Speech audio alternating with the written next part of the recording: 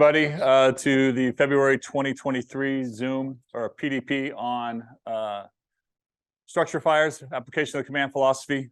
Training would like to thank Battalion Chiefs Keeley, Johnson, and Carollo for their contributions to this, and they're here to lead us on the discussion and application of the command philosophy and structure fires. Just a few reminders for you out there in Zoom. If you have any questions and want to contribute to the conversation, please do. There's a number on your screen you can text, and I will do my best to get your question or your comment expressed to the group. Yesterday we had a great contribution from the Zoom audience, so please, hopefully today we can have the same. And with all that being said, I'll pass this over to Chief Keeley and get us going. Good morning. Appreciate the in-person attendance and appreciate you guys out in the Zoom taking time to participate. This class is an interactive discussion. It doesn't work without input from all of you sharing your experience, your insight, your thoughts on the topics that we're going to be talking about today. To start off, you guys all have a 3x5 card in front of you. So what we want to know from you is what you want out of this discussion today. For these next 3 hours, what is one or two of the top components that we can cover? And if we don't get it in the morning session, we make sure to hit, not in the morning session, we don't do it in the first part, we will make sure to get it after the breakouts. So the schedule goes about an hour in here, talking about the command philosophy and how it relates to structure fires. Then we do breakouts for about another hour. We come back in and finish up, and we'll make sure to cover all of these topics that you guys want covered. We have them all from the first two sessions. We have them all written up over there on the boards, but please, anything that you want covered today, write it down and we'll make sure to get to it. Today, we're going to be discussing the importance of the command philosophy, how it relates to our thought processes and our systematic approach to structure fires. So I'm just going to be facilitating the discussion. I'm going to ask you a bunch of questions. If it's quiet, I'm going to stay quiet until somebody talks. So please interject with your thoughts. So we're going to start off with gaining situational awareness. Really critical aspect to make any decision is to understand what we're going to. So take me through where situational awareness, gaining situational awareness for you, where does that start?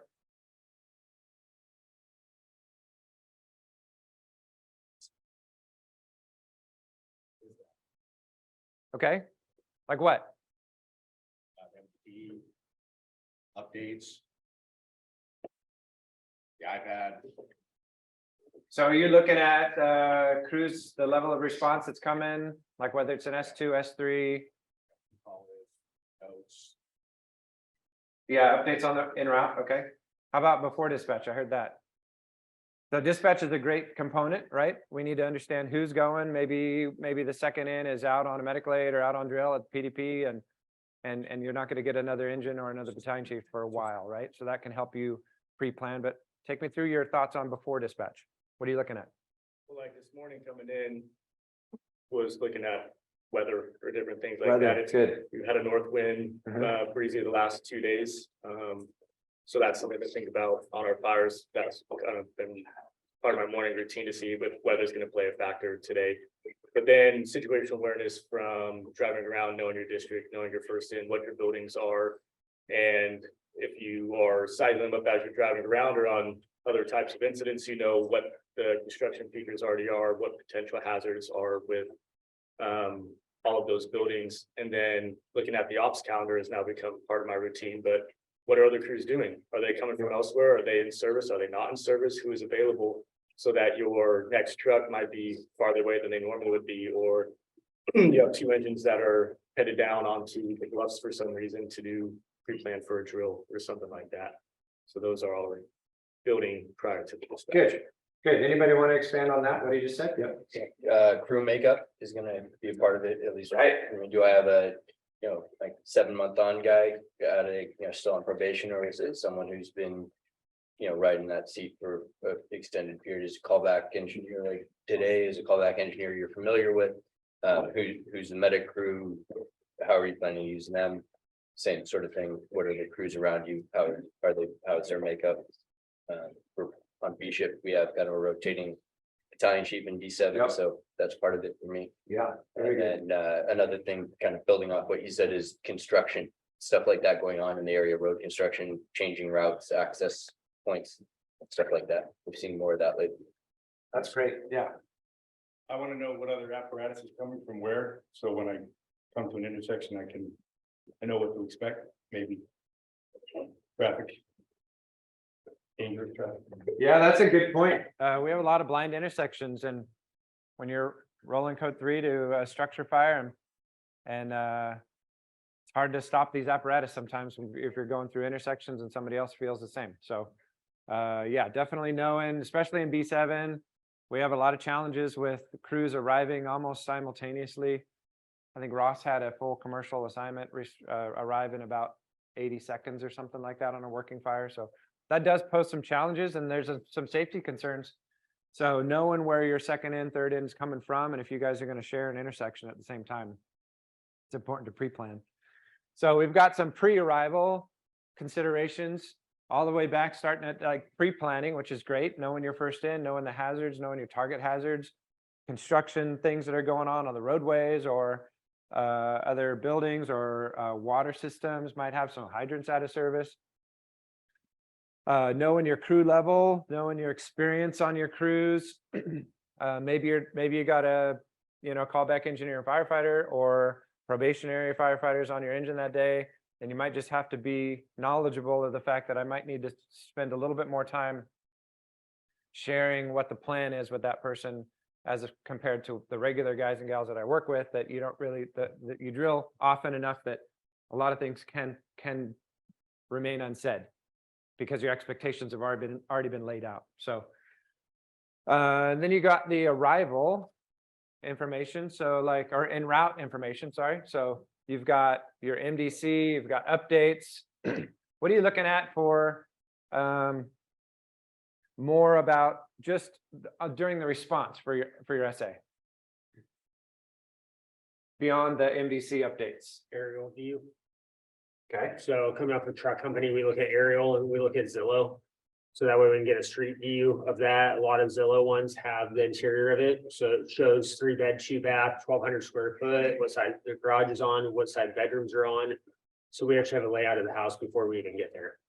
If it's the right address. Right. That's the stipulation. Does anybody else use Zillow? That is, I've never heard of that actually. You can know when you're going into the room, the layout of the building.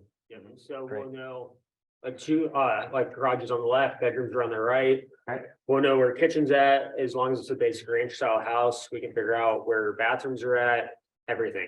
So now if we have confirmed rescue in one of the bedrooms, I know I'm going right. So Awesome. And to add on to that, these guys do a great job of feeding that info as we're approaching the scene, and they'll give us info on what they think is the roof and if there's been possible remodels or add-ons.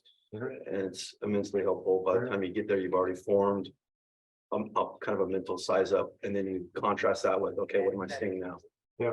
The important part of it, a really good component is if it's the address we're going to. It might be the one next door, the one across the street, or the one behind.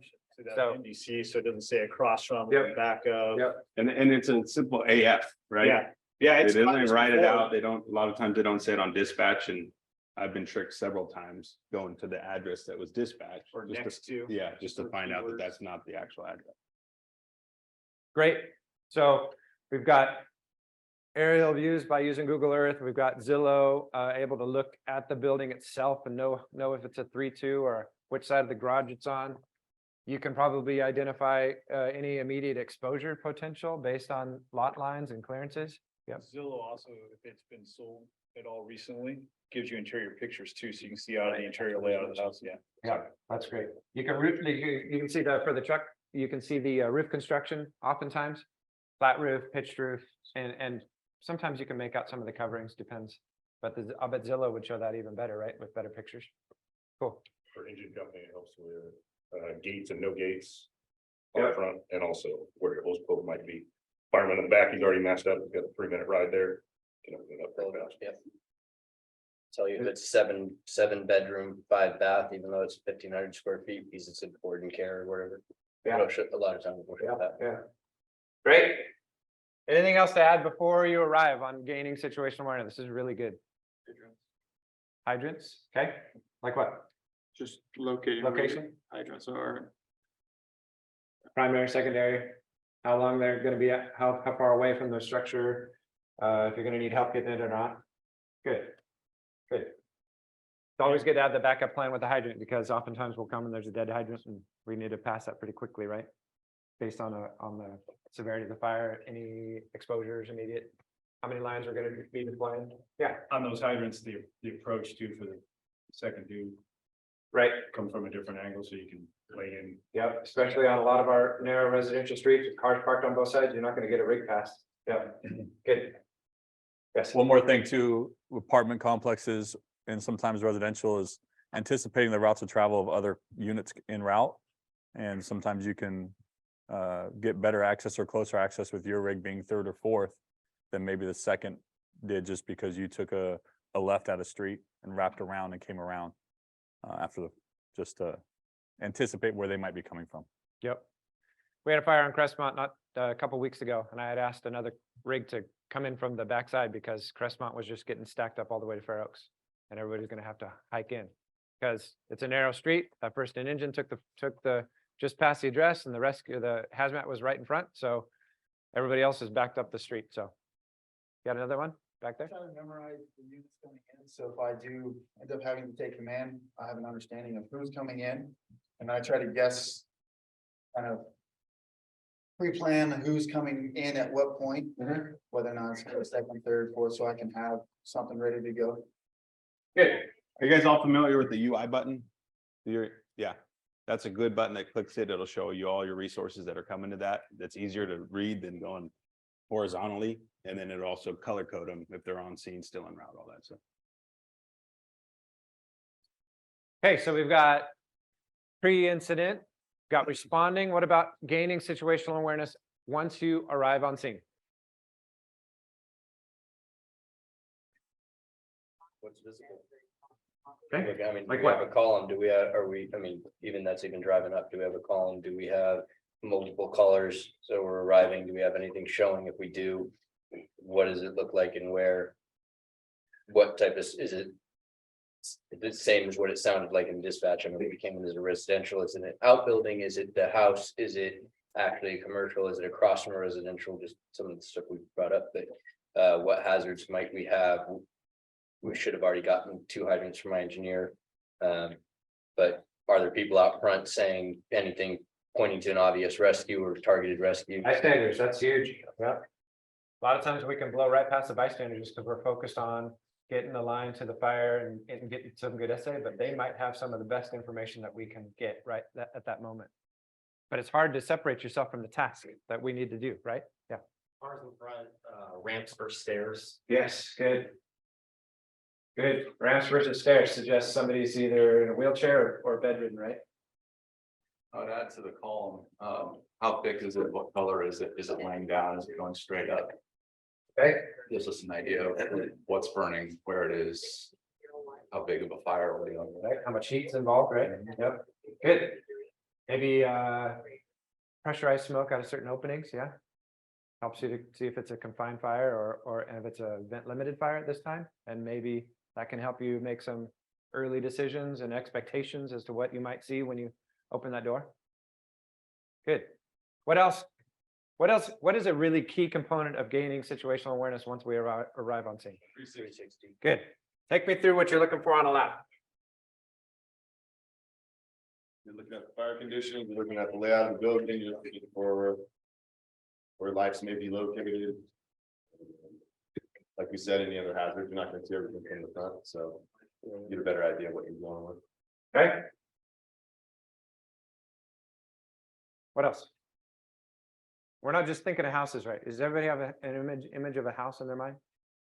Looking at commercial buildings that are reasonable to get a lap. We're not going to get laps on all commercial buildings. Apartment complexes that are reasonable to get a lap on apartments. Exposures. Working exposures on the lap as well. We can Yes. for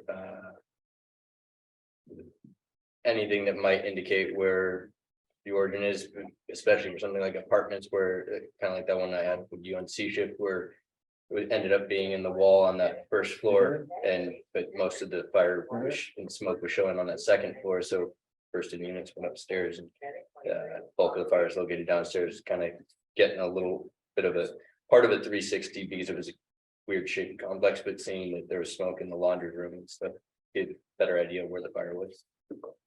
As he's talking, I got images of Stilt Court in my mind, right? That lap was critical early on because those guys went above a fire that was working down below them. And the lap would have given them good intel from that backside where the slider had broken out and you got a heavily involved kitchen and dining area. So yeah, so gaining situational awareness. We got before the incident, while en route, and on scene. The lap is probably the most critical component. Is it realistic or is it actually done where every time we get a lap, that first in company officer gets that lap when they arrive? If so, why? If not, why? What are some things that play into whether you get it or not? Sounds like on a townhouse, you got a multiple row townhouses that are all closed off, you just Okay. can't do it. So building layout, Yeah. the size of the building. Good. Gates, dogs. Obstructions based on construction. So yeah, got dogs in the backyard, fences, gates, access. So building layout, access, what else? Arrival order. Good. Might get there first. Expand on that a little bit more. The medic might get there first, truck might beat the engine captain there first. So PC, whoever gets there first should work on that essay. Okay, so arrival order. What about your first in? What about where you are in relation to everybody else arriving? Like in B7, we're totally spoiled, right? B13 might be spoiled as well in the core of B13, but if you're at 27s or 111s, 117s, 55, 58, 59, you might be there by yourself for a long time, multiple minutes. I would challenge you that it's more important for that company officer to take a minute to get that lap, at least 3 sides, even if there are obstructions, because you're going to be much more aware of the hazard that you're going into if you take that minute when you're not going to have people arriving within 30 seconds. You're not going to have a full commercial assignment within a minute and a half. You're going to be 5 minutes until your second engine gets there, right? Everybody see that? Anybody have any differing opinion on that? There's an urgency for us to get inside with our firefighter to go make a difference inside, right? But sometimes it's not obvious where the location of the fire is, and we got to get that good intel. Sometimes it's not obvious that there's a walkout basement or a significant raised foundation or victim hanging out the backside that came out burned and they're laying down on the patio outside in the backyard, and you don't know that until you get eyes on it. Anything else to cover on situational awareness? We've got a pre-arrival, pre-response, we've got the pre-arrival, and then on-scene essay. All very valuable for us to make good decisions. Yeah. Like, communications are super important on that too.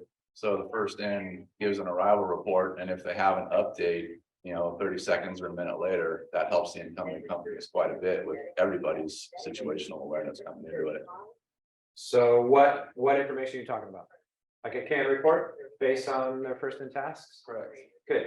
Yeah. So if you got a lap, it's critical to push that information out that the lap was completed, because why? So someone else didn't reduplicate it. We're going to do it again, right? If we don't get that information that the lap was completed, we might send another person to do it, and it's a duplication of efforts. Now, later in the fire, it's still good to get another lap when you have sufficient resources that are handling the search, the fire attack, the ventilation, the exposures, all those critical components. It's good to get another look, and that could be the second BC. That could be the fourth in engine on a residential. But we need to get that. We need to get that information out. So if you do the lap, then add that in your CAN report. The CAN reports, I think, are some of the most critical components of the fire that we listen to early on, because it helps everybody that's responding make decisions based on what's next. And don't forget the needs. We often give CA reports, right? So don't forget the needs. Are we very good at giving that 360 report back? Does that vary dramatically depending on who it is? Some people tell you that there's a dog locked in a cage. Some people tell you there's a spa in the corner. I think we've all heard the variance of what matters to me is I'm looking for confirmation that what I think, what that first engine said, what I'm seeing, what I'm smelling, what I'm tasting, what I'm hearing is the same as what you're seeing as you go around. So that comms piece, of what that 360 is, I think that's nice on the tips of training. I think it's kind of condensed to a manageable piece, but getting back a confirmation has the ability to change strategy and tactics, would you say? If you see something that's different, that's significant, right? You look at any NIOSH report, anything, lack of 360 or late 360 is a contributing factor on the majority of residential fires where things go bad. So I trust you guys all, whoever is assigned that spot, to give me the intel, give me the confirmation that what I think is happening, and give me some direction if you think it needs to change course. I think we're better at it as it's assigned later into the assignment. So like second, third, and fourth, those guys do a better job at it. Agreed. I won't get anything out as first arriving because there's so much critical traffic that's going on, and unless it's dire, I'm not even gonna get it out because I'm not even gonna try to talk over somebody arriving and setting up that command piece. So I It think, would if it was something. of course, yeah. I So mean, we got that's the $100 exposure, bills I'm we got talking about. something significant, then absolutely, but I think we do a better job as the fire's established. You know, it's getting into its pieces. And then third or fourth comes in and says. And I almost like it better because it's like, okay, is the work that I'm doing first in, is that coinciding with what they're seeing on the outside? Yep. Question for everybody on that, for that third or fourth, whoever's assigned the lap, have we thought or talked about as a crew what that looks like for the other two members on your crew? Are they coming with you? Are you giving them another assignment to do something else? That was a big takeaway for me on Tierra Glen was, you know, what is my crew doing? What tools are we bringing?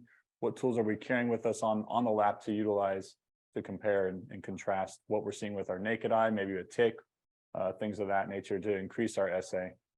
So maybe have that discussion with your crew, or maybe we have it right now. What do you expect your engineer and your firefighter, if you are the captain, to be doing while you're on their lap? Obviously, it all depends on the situation, right? But if you're assigned a lap, you're arriving at a point where that's being directed to you by command because they need that information. What are we doing with the other two people or three people in some cases on that apparatus? What are your thoughts? Depends. I mean, it depends a lot on what the needs are, right? They need. Need is you got to get a lap. So I'm getting a lap. I mean, they might be doing utilities, they might be pulling two outline, they might be pulling an exposure line, they might be helping with hose line management. I think it's pretty hard to give like a blanket statement of what they're gonna do without more information on it. And it changes too on the size of the lap that's needed. Like we're just going to a residential house, skipper's gone for 30 seconds because he can run through a gate, look out the back, well, everything looks good in the back versus an apartment or a larger commercial or something. What's your expectation of what you're gonna find as captain going around the side? We plan on going to the back of a residential and there's maybe somebody hanging out a window. Captain by himself, shit, he's like, out of luck at that point. He's been doing a lot by himself for a minute while he's trying to call on the radio and ask for help. I think it's situational dependent and. We can always go back to that as our answer, right? Oh, it's situational dependent, but. No, it's a discussion at the point with your crew, right? And what's your.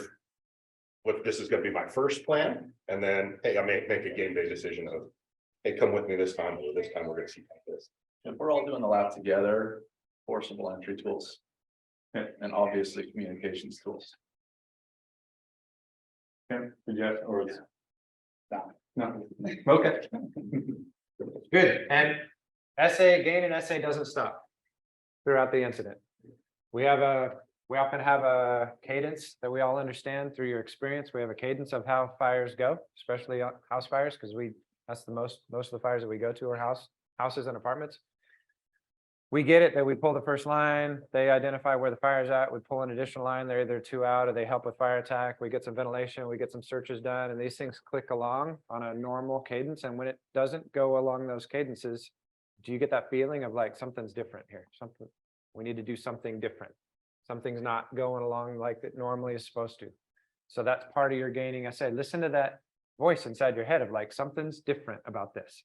And take that moment to see what it is that's different and how you can either augment your attack or change it, right? Change the point of attack. Maybe you're not getting to the seat of the fire. Maybe it's a sub-level fire that's being fed by a well-involved basement that we haven't discovered yet. So get that good essay and don't stop gaining situational awareness till we're out of that ADLH and even beyond. We had people injured in mop-up. So understand what we're doing and why we're doing it at all times. Anything more to cover on gaining essay? This is good. It's good stuff. I learned about Zillow today. It's great. Awesome. One more thing for the BC to do en route. I ain't looking at Zillow. No, sir. It's a backseat task because there's just too much. That's a great that's crew resource management. That's delegating information to your crew to give you solid information. The guys that aren't driving or actually mapping, they can get solid information for the crew and good essay. So you're ahead of the curve when you arrive. All right, let's talk about determining incident complexity. Do you think that we do an equal job from our probationary level firefighters all the way up to our veteran captains and BCs in gaining in being able to quickly determine incident complexity?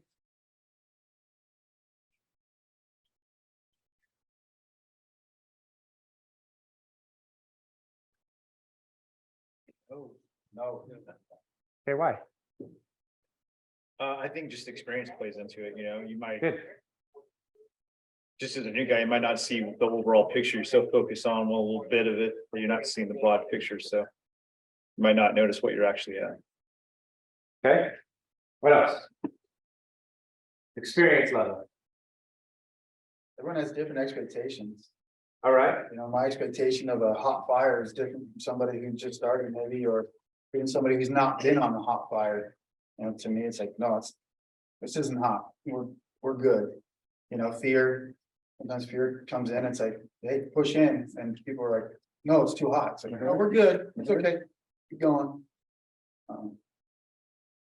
So that plays into some of that site picture, like people that have been here for longer, that have more experience, are able to see more and take in more and base their current decisions off of what has happened in the past. And so what's the technical term of that? Using your experience to base decisions on right now for this incident. Slides in the slide tray, what do we call that? Recognition. Prime decision. Good. Recognition, prime decision making. What are the benefits of RPDM? First of all, has anybody not heard of RPDM? Good. Anybody else? Okay.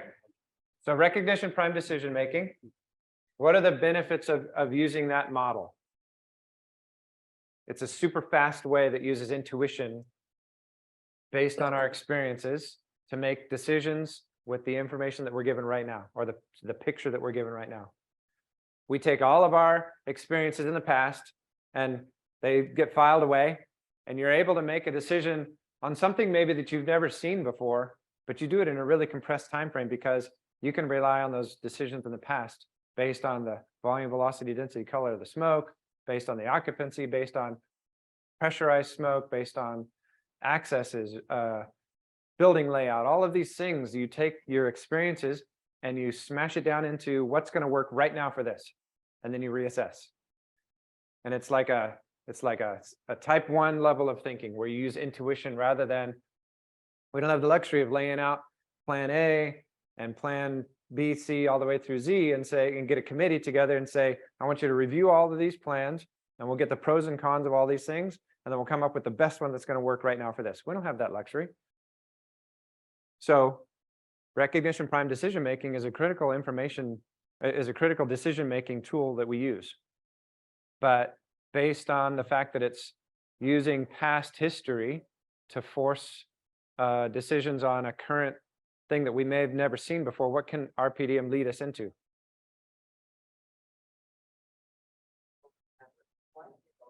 Complacency. Good, that's a great word, complacency, right? You think I've seen this worked before. last time, so it's gonna work this time. Yep. Yep, it's worked before. Every other time it's worked. Or I've done this before so many times, I don't even really need to pay attention this time because we're just on autopilot, right? Which leads to bad decision making, which leads to injuries and worse. So how do we fight the complacency with our PDM? Just says that what you're doing is working, it's getting better. Always be a pessimist. Like we're gonna do this, but if this doesn't work, because I'm being pessimistic about this not working, I'm gonna have plan B. If I'm putting all my eggs in one basket and this is my only plan and it doesn't work, something bad's gonna happen. Somebody, I didn't make this up, but somebody said that BCs are professional pessimists because we always need to think, what if, like down the line, like planning for the bad things to happen. So, you had something to add about No, just, RPDM. does anybody know where that RPDM came from? Who or what? Anyways, just for your extra time reading, a guy named Klein, Sources of Power in the 70s. The back history on that, he's an academic guy, wanted to understand how we get to decisions in our life. His theory was somewhat what we have here in the command philosophy, a very pros and cons balance and look at things. He wrote along with a BC, and he quickly realized that when these game time decisions were being needed and made, and they correctly the most of the time, there was no formalized process. Your body looked at an issue, computed what it needed to, and the slides and your resources and experience and all that, and it spit out two options, and you picked an option and you went with that one. So it was just, that was that type 1 or that critical thinking piece. I view the command philosophy as, now I'm in the what if game. I've launched what I think is going to work in that recognition prime piece. Now I'm looking at that risk assessment and decision points. Now that's what I'm reevaluating on a continual basis. It's a long book like that. Sources of Power. Yeah, Klein's last name. So when we talk about complacency, I think it's a good point to cover when we have these discussions on pre-planning and talking about incidents with our people. Personally, I can't stand the use of the term bread and butter, because a bread and butter house fire to me breeds a sense of like, oh, we do it all the time. We don't need to worry about that. But where do we have the most firefighters injured and killed? Is in our residential structure fires. Probably because that's the majority of the fires that we go on, just the per capita level of fires that we go on structure fires, they're going to be house fires. Also, when we do recognition prime decision making, oftentimes the decision that we're making based on this commercial fire, this large warehouse or big box store or multi-level taxpayer or whatever, we're making decisions on that based on the house fire that we were at the last 5-10 times. And so can you see how that can lead us into maybe overrunning our SA, overrunning our ability to maintain good fire flow, water supplies, accountability, all of that stuff? What else plays into determining incident complexity? What else plays into incident complexity itself? I just mentioned a couple of things.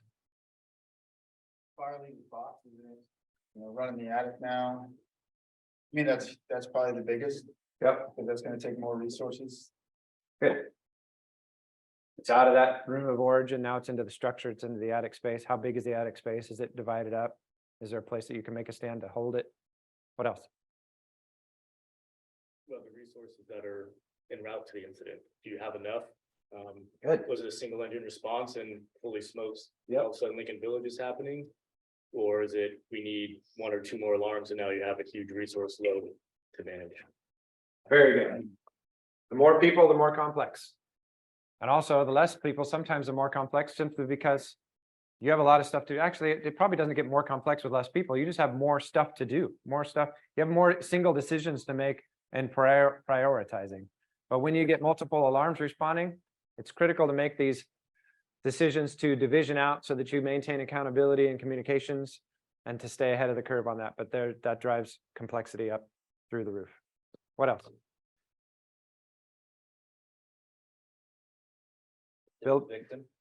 Victims, yeah. Or anything that's going to take additional resources I mean, we kind of fall into that SOG, especially on residential stuff, right, where you got your first in arriving, taking fire attack, second in taking command, third, kind of that general plan, but say now all of a sudden you're committing a bunch of those resources to say victim removal and then transporting, you're pulling pieces out of the equation. Yep. And unless you replace them, which then you're gonna have that lag, lag time. Yep.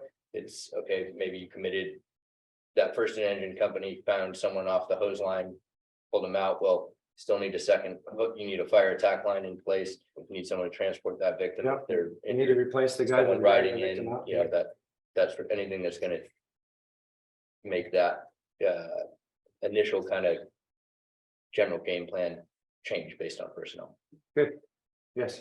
I may be the minority, but I don't think a victim should change the complexity of fire, and I've said this for a while. I think it could potentially change the complexity of it, but I don't think it should, and I don't think that we should say that it's going to change the complexity. I think that kind of perpetuates the freak out moment of, oh, we have a victim, and then it just seems like, I mean, to me, that's what we're here for. That's what we should be doing. I think we should have the mindset of, okay, that could change it and for more resources and stuff, but you should go into every fire saying, I'm going to find a victim. Mhm. And if you have that mindset, once you do, it's like, oh, okay, we're just going with our plan. But there's a myriad of ways, I agree with you, that we should expect to find victims. When we respond to a structure fire, we arrive on working fires, we should expect to find people inside. So we're not surprised. But depending on who finds them, at what time do they find them, and how large they are, and where they find them, and how mobile they are, that component adds to the complexity from the incident command post. And maybe to the crews that are doing something else that need to be redirected to go support the fire attack while the first and fire attack crew is bringing the victim out. So that's a good point, though. We should expect to find victims. Yeah.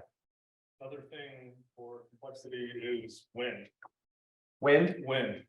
It can change the single-story residential structure to have exposures, or the mobile home single unit on fire to have now multiple units on fire. Yeah. So to me, complexity can change with wind. How about, that's a good point. How about for those that work on the trucks?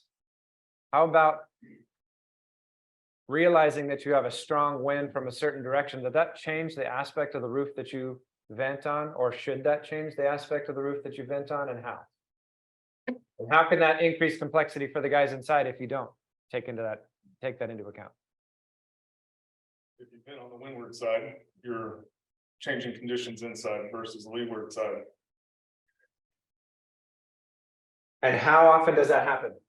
Because I can say examples from myself, examples from things that I've seen where it's easy to vent on the windward side because it's super clear. You can see everything that you're cutting. The wind is blowing away from you. You can see clearly.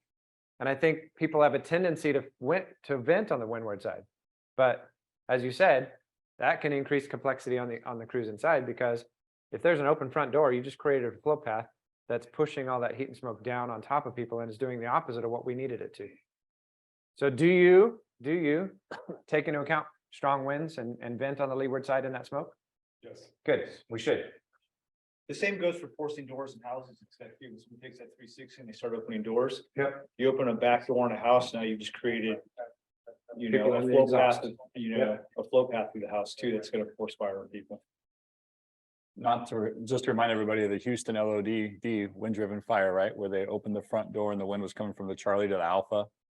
And eventually, because that increased oxygen through the front door flame, made the fire strengthen essentially and filled the back window, which now made their inlet and exhaust completely, and lost 2 firefighters from Houston from it. But I don't know where we're at in this, but we started the complexity discussion about experience, right? So in case you guys don't know, I like numbers, okay? And for a few years, I've been tracking Metro Fire's years of experience in rank and as collectively as an agency, not including BCs, unfortunately, but as captains and firefighters. So this number is a little bit old, about a year now, but March 31st of last year, the average firefighter with Metro Fire had 5.82 years as a firefighter. Okay. The average engineer was 5.6 years as an engineer. The average captain was 6.5 years as a captain. All right. The average, when you take all ranks, combine them, is about 10 years here with Metro Fire. When you compare that to 2011, for example, when we started hiring again, the average firefighter had almost 12 and a half years as a firefighter. Okay. The average engineer had 9.8 years. Captains were 8.4, and the average member here had 16.3 years here with the agency. So when we talk about experience, right, I think we've all sort of seen the transition in our agency, which is not a bad thing.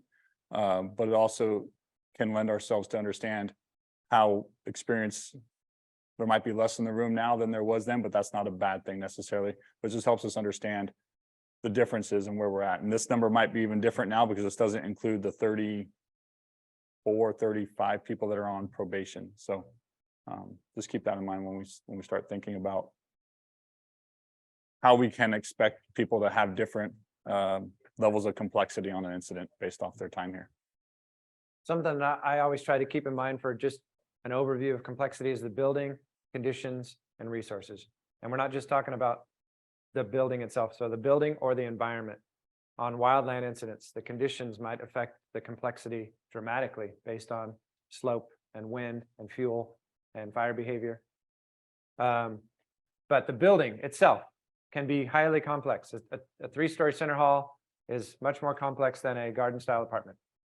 A large residence that has a 6-bed facility in it with multiple assisted living patients is much more complex than a single family in North Highlands that's 1,000 square feet, and it's a 2-1, and everybody's reporting, everybody's outside. So building, conditions, and resources. When you draw down and start using all your resources very quickly for critical assignments, fire, attack, and search and vent, then it's important to stay ahead of the curve and order more early because there's that lag time, right? Anything else we can address on incident complexity today? No, I'll just add that Yeah, I please. don't think a victim increases the complexity at all. From my opinion, I don't think it should change your cadence, your tone, your anything at the incident. If we're at a 4 on the excitement level, I don't think a victim in the back bedroom should raise your elevation at all whatsoever. And I think it's been shown in the last couple of years with the number of grabs. I think the radio traffic is at a really even keel.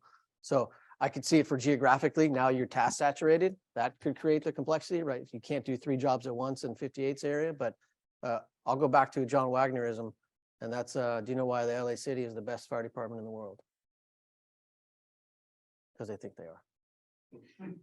And I think if we get behind that mantra of you guys already doing it, you know, don't have that theology or that thinking that a victim over here creates the complexity.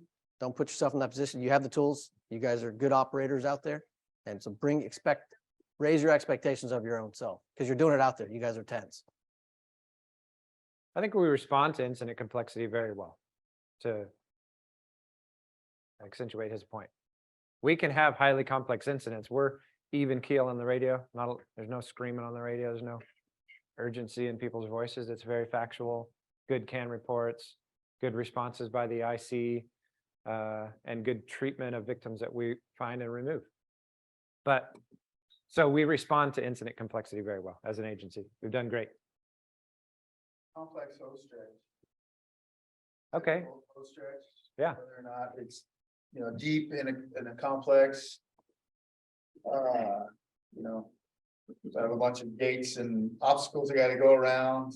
Am I pulling a big enough line? Am I pulling a long enough line? Those are, again, it could add to the complexity if it's done wrong or. Yeah, for sure. it's messed And the up. key to making that successful is to communicate what you're doing so that the next end can help you out and the next end can help you out if necessary.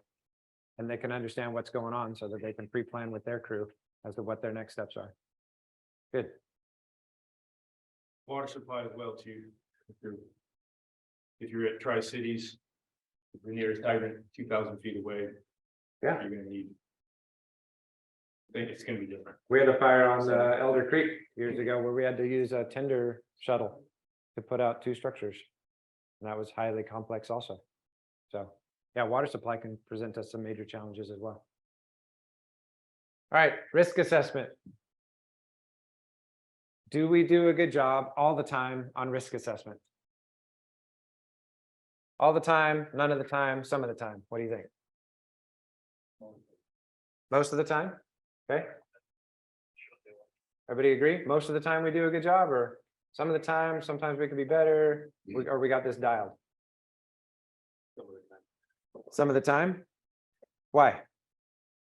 I think because, like we talked about earlier, we take some of our complacency of most of our fires or residential structure fires. Maybe on those, the risk assessment isn't as great, but then same thing, we translate it to commercial or multi-family dwellings and things like that, and we don't stop and actually take that breath to size up and determine what the risks are with this incident specifically.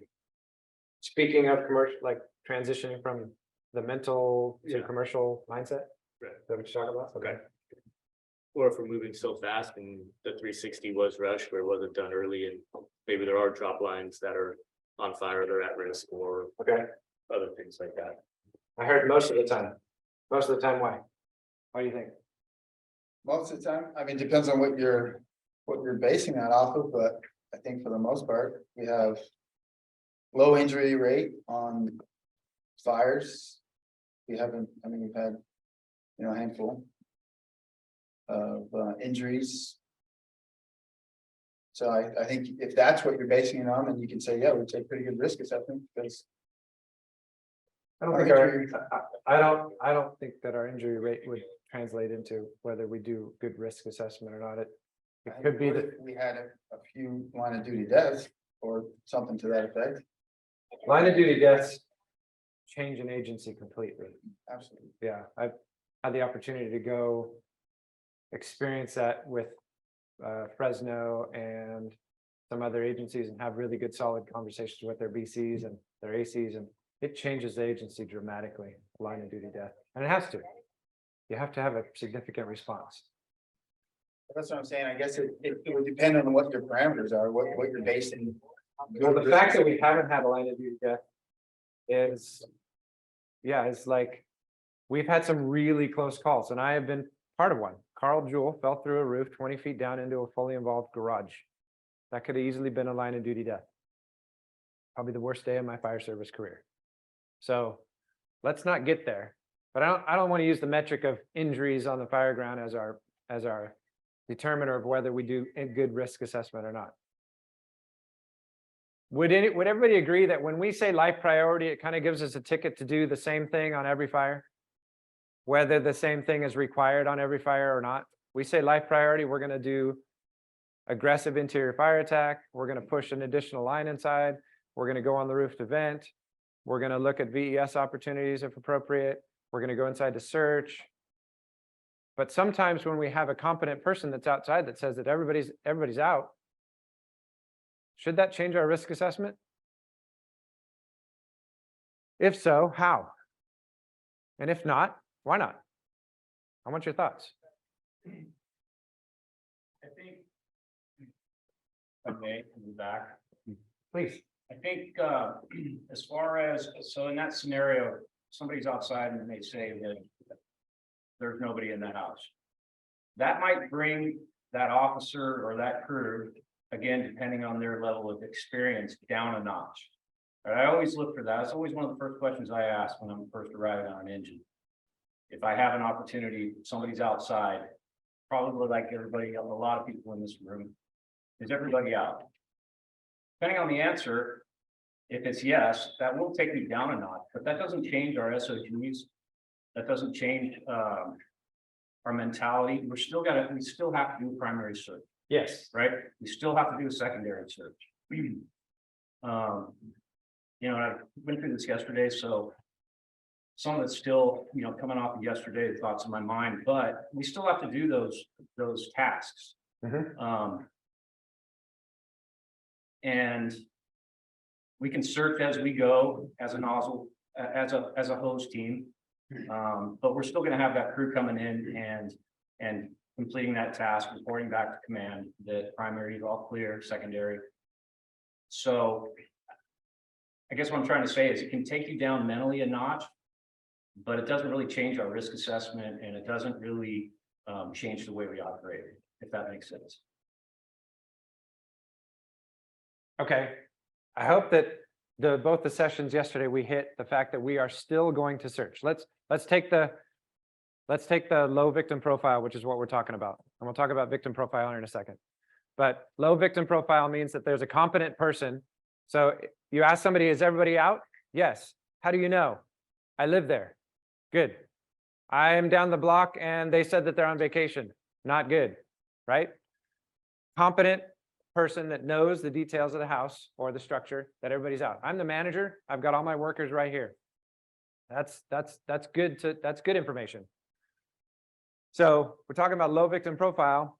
Is it appropriate then that we send our first 2 lines inside, maybe our first 3 lines inside, and a truck crew that's searching and a truck crew that's venting for our primary search and being aggressive on a fire that we have dense smoke to the floor and we haven't put any risk mitigation tactics in place on a low victim profile when everybody's reported out?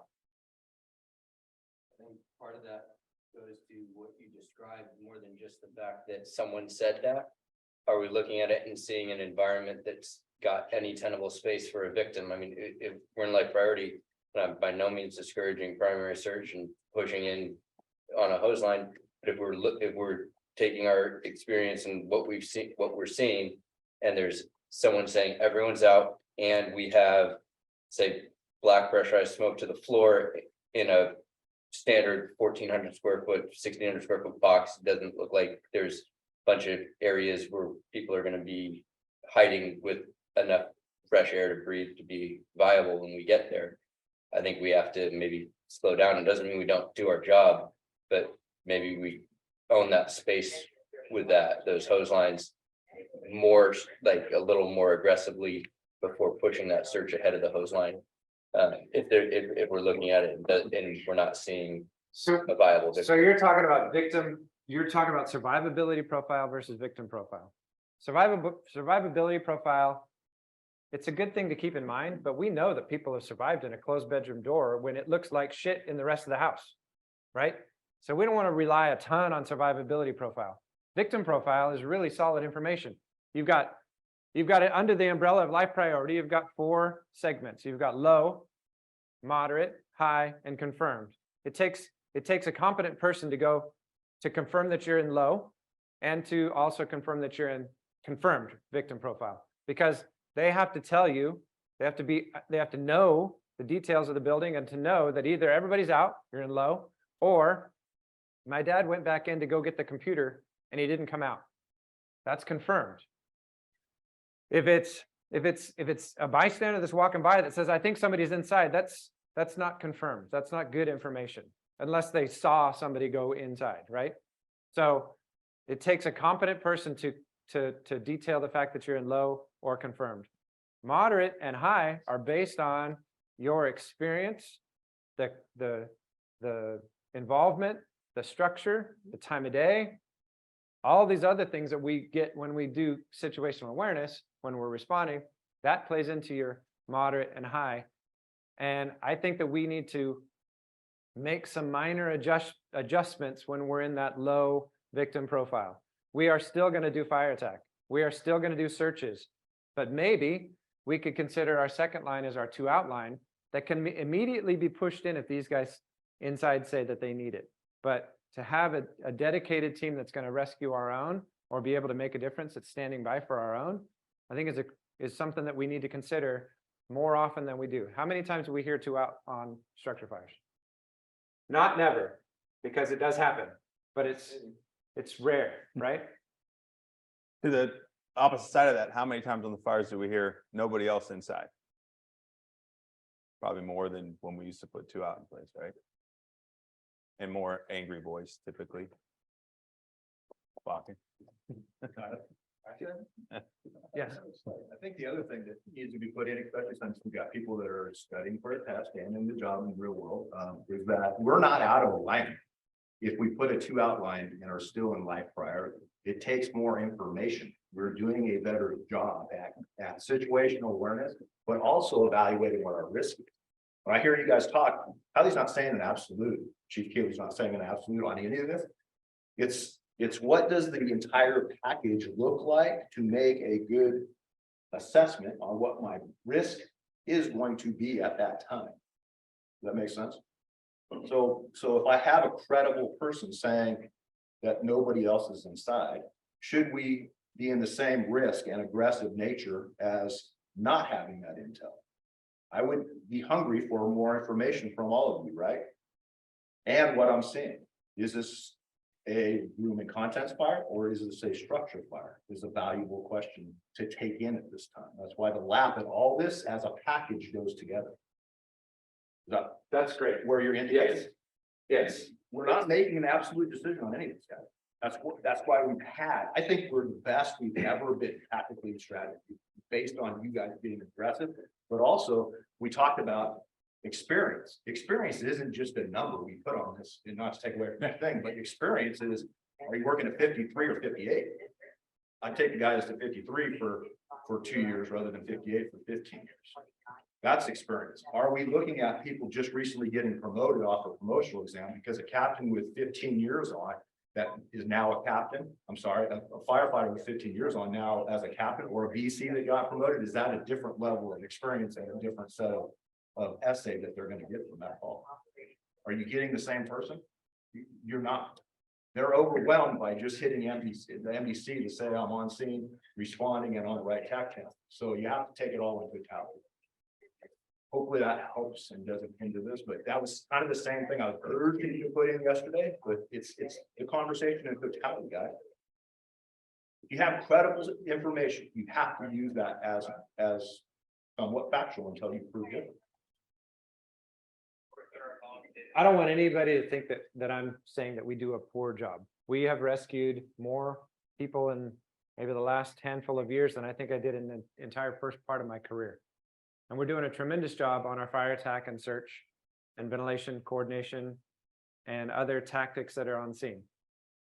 I just, through my recent experience in talking to other agencies, that they have changed dramatically. There's agencies that first in engine company on a working fire, other than on a known confirmed rescue, any other fire, they arrive, that first in engine company pulls 2 lines and they staff the 2 outline and wait for the second in engine to get there and push the line inside. Let's not get there because we made reckless decisions. Let's make informed decisions based on our victim profile, based on our risk assessment, based on the construction and our experience level. All this stuff that we're talking about is really solid to always keep in mind. But I think that we can do better on our low victim profile, where we have a guy, the competent adult, that's saying that everybody's outside. We maybe should do better with pulling a 2 outline earlier than what we do. We got neighbors that pull 2 outlines on confirmed rescues. First line's fire attack, second line's 2 out. We don't want to get there. I'm not suggesting we get there. Let's not get there. Let's push our guys in. Let's push our guys and gals inside to rescue the victims before we establish that 2 outline on a confirmed rescue or high victim profile. But on those low to moderates, let's take a step to slow down, get a little bit better information, and maybe put a risk mitigation tactic in place, aka a 2 outline or a RIC company. Any questions on that? This is good discussion. It is, because what did we do 10 years ago as an agency? What did that first 4 engines look like? Bakken, Leonard, what did the first 4 do? Fire attack command, second line, and RIC. 10 years ago. What were we doing? Just crashing the house. No, I'm pretty sure we were doing fire attack, water supply command 2 out. Third year gopher, whatever you need to be done, and your 4th grabbing your rig, right? Every single time. So what do we do with 2 of our 4 companies at that time?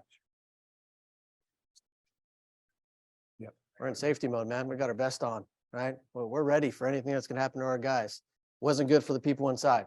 We changed course to where we are now, which is much more aggressive, giving you guys the ability and us the ability, we're being supported from our top down too, of critical thinking, independent thought, make the right decision for the moment. And that's what this whole piece is. This is not a shall, never, always piece. I don't want to go back to that way because I have parents that live in our area. And I like the way we do business now versus the way we were doing business then. So the life priority piece, the overarching piece, maybe we could have done better at how we communicated that. This is just a mechanism now. Let's understand that, what that means to us. And if we have, could we have a moderate victim profile of, now there's a decent chance, but but the conditions of the fire dictate that you need to put some type of mitigation control of a 2-out line, maybe commercial job and it's a RIC component, because you're like, I really don't like this, but I'm willing to hang some out here based off this intel that I have. I'm just saying that's the piece where we were. If we don't handle what we're doing right now correctly and put those risk mitigation, and we just flood the space until something bad happens, we're going to be with down a policy-driven agency after that, and you don't want that. And just to be clear on victim profile, this is a newer concept. It is taught nationally, but for our agency, it's a newer concept. This is not something that we're pushing out over the air right now in our radio reports. It's something that you, as a company officer and a crew, are talking about based on your intel when you're responding.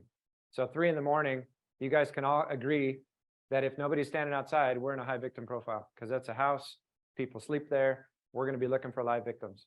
But if a guy's standing outside and he says that I got my whole family over here by the tree in our meeting place, you can then slow everything down, communicate that out to everybody else, and that changes everybody else's risk profile as well. Good. Great discussion. Appreciate the thoughts and concepts. What else? Anything else on risk assessment? I know we're good on time here. Yeah, great on time. This is where your incident commanders live, is in the risk assessment area. When we're thinking of what next, what then, what if, right?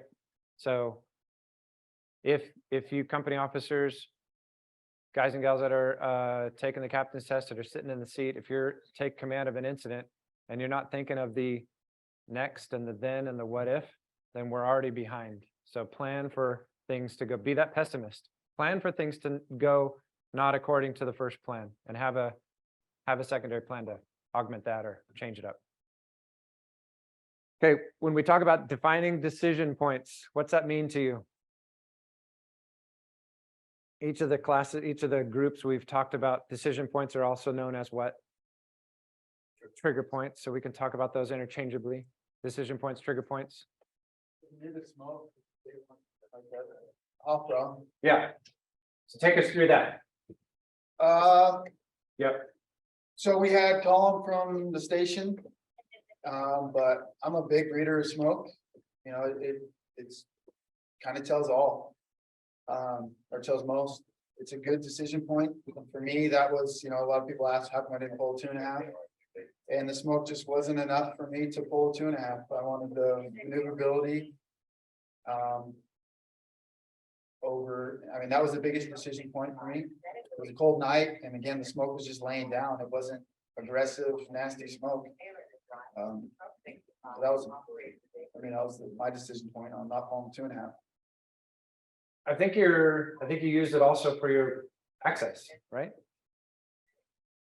Yeah, I mean, we To could. go in the Delta side versus going in the front door. Oh, yeah, that, I mean, and that was because where the smoke was. Yeah, Yep. absolutely. What else? Decision point. That's great. What else? Not improving, conditions aren't improving. Just speaking as a nozzleman, obviously. I'm putting water, continuous water flow where I think the seat of the fire is, and it's still hot. Things aren't improving. I mean, they're not where I think I am, the seat's not where I think it is, or I don't have enough GPMs. That would be a trigger point for me to either potentially reset an additional line, request additional line. So on and so forth. Good. Don't say just the nozzleman, please. You are on the front line. You are the person that has the most exposure to risk and the most exposure to intel at that moment, because you're right in front of right at the nozzle in front of everybody else. So don't say just, don't downplay your role. Your role is critical. What else? So when you communicate that stuff out, who are you telling and what are you saying? Hopefully telling the captain. Okay. So then, but basically that, hey, we're not getting, it's not cooling down, still hot, no improvement. Blowing wide open, but I'm hoping he's on the same page as me. Good, and that plays into that cadence that we're used to, right? You used to open up the nozzle and seeing changes pretty quickly. Yeah. And if you don't get those changes, then we need to make some communication to make some changes or augment our attack. What else on decision points? exposures, okay, what's that mean? What decision points does that affect? Whether you're gonna ask for more resources for the incident, or if you need to move lines in place of exposures, if there was an immediate exposure need, that second line, is it gonna go to help with fire attack, or is it gonna go between the exposures? Okay. What about some larger concept decision points when it comes to our strategy? Unit utilization, are you using everybody? Okay. Right, and what does that mean? What do we have to do based on that? Do I need to start calling a second alarm? Second alarm? Yep. Or do I just need a couple more? Do I need one or two? Do I need a full alarm? And the same thing with our cadence, when we talk about that, is like first ends fire attack, second ends helping with hose line management, third ends pulling an additional line, fourth ends helping. And when you start clicking those things down, you better be calling for a second alarm quickly, rather than waiting for that first end to give you a good can report, stand by on the front lawn, wait for a can report. When you're clicking down the 5 and 3 and everybody's getting an assignment and into a working role, the second alarm is critical because what do we have to do? We got to wait longer because we just pulled 5 and 3. Now we got to pull another 4 and 2 from a larger response area. What else on decision points? How about changing strategy?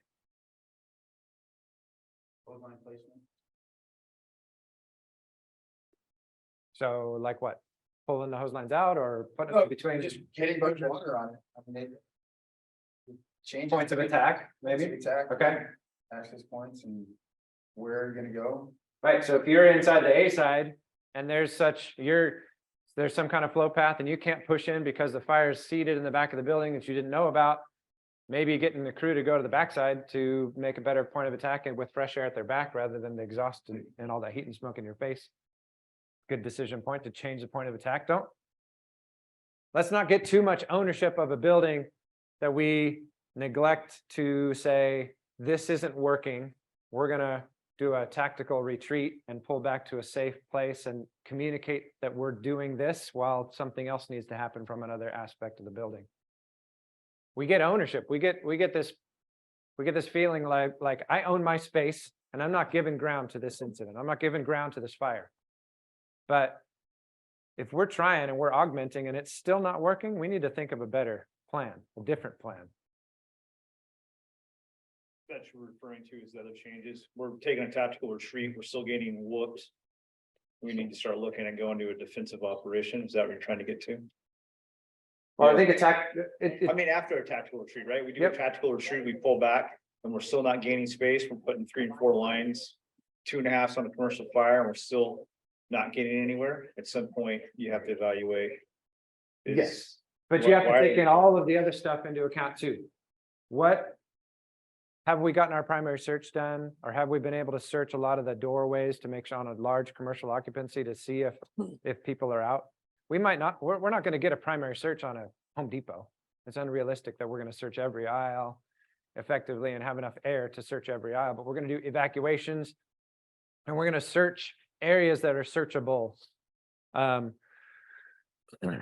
yes, you got to take into account all that stuff. You got to take into account, you did a tactical retreat because they're getting their asses kicked at the front, and you've put lines in place in the back and they're still getting theirs kicked as well. And now the truck is up on the roof telling you about some structural issues. Then yes, it's pretty easy decision to make, that you've done as much searching as you can. You've done as much evacuations as you can. You've tried to reorient your fire flow to another point of attack and nothing's working. Let's just pull our people out to safety, protect the exposures, and get everybody off the roof. Something that we talk about for decision points as well comes from the truck on the roof. When we're talking about what roof reports. So take me through information that crews on the inside want to know and the truck wants to know based on the roof report. What information are you looking for? Helps us make really good decisions moving forward on the incident. Construction. Fire blowing through the roof already. Conditions. Yep. So do you guys have a plan as to adjusting your exposure to how far out you're going based on the construction? And if so, what kind of construction screams at you saying, I can kill you, I can kill all of you in a second. What is that? Trusses, open web trusses, bar joists? What's that? No, what you just said. Okay. Yeah, just that T-bar truss, we're out of there. Yeah, And not only are you out of there, but you're communicating everybody below to you. command and to the crews inside that it is unsafe for us to progress out on the roof to do anything. But I think Based on- the whole picture, just because it has web truss, is it a contents fire inside the building and the roof's not compromised? Good point. We're good all day long. And that's going back to communicating with the engine companies on what is on fire inside and giving a report what it looks like on the top side. I'll tell you that the Sam Pop Rock had a conventional roof with massive support. It was great. Their operation was great. Bakken communicated to them how far in he was in from the Delta side. They put a hole pretty much right over his head. That was really good communication. But if that was a open web truss, then we're gonna have to explore a little bit more information, like is the attic space involved, which in this one it wasn't. And you get a lot of that information from your inspection cut. The volume, velocity, density, color, the smoke that's coming out of the inspection cut, sometimes there's nothing. And you can feel safe as long as your sound is moving out. But if the conditions are such that you're getting turbulent smoke out of your inspection cut or heavy smoke and you got crews inside reporting fire in the overhead, you can make an informed decision to say, this isn't something I'm going to risk our people on, and let's not risk the guys that are underneath. Also, load on the roof is critical to share with the people working inside. Large HVAC systems, water tanks, anything else that can cause a point load that can cause a failure and hurt our people inside. Just understand the value that I hold, that everybody, or I think Kylie and Mike and I hold of that report. It can and will alter the strategic path that we're on. And it's wanted, needed, and valued when you guys give it. And oftentimes, I would say most times, we are leaving open air space so that the engine and the truck can talk. Because there's like I've said many times, there's this cadence, and we understand about when the truck should be giving their roof report based on the complexity of the building and if they're using their aerial or ground ladders or whatever. But we understand that roof report is coming, and it's generally on larger fires, not residential, but on larger fires, it's generally when the hose crew maybe gets in to the seat of the fire or in and around that time frame. So we want the truck and the engine to talk. Anything else on this stuff? I'll just give my 2 cents on this. I think that this thing is named completely wrong. I think it was originally designed for commanders, and that's kind of how we ran with it. But really, take the name off of it. This is a decision-making framework, okay? And it transcends from the task level all the way up to the priority, and it can be utilized. So absent experience or know-how, these first 4 steps, anybody can use to come up with a decision and be able to justify why they did it. Not because that's how I did it last time, not because that's what I watched on YouTube, but it's because based on the current situation and all the complexities that are involved with that, my risk assessment, we're making this decision, right? Captain tells a firefighter, hey, stretch a line to the alpha side front door, I'll grab a 360, meet you there. The firefighter should go through this. What building is it? How far, what's the setback? What are my obstacles in the way?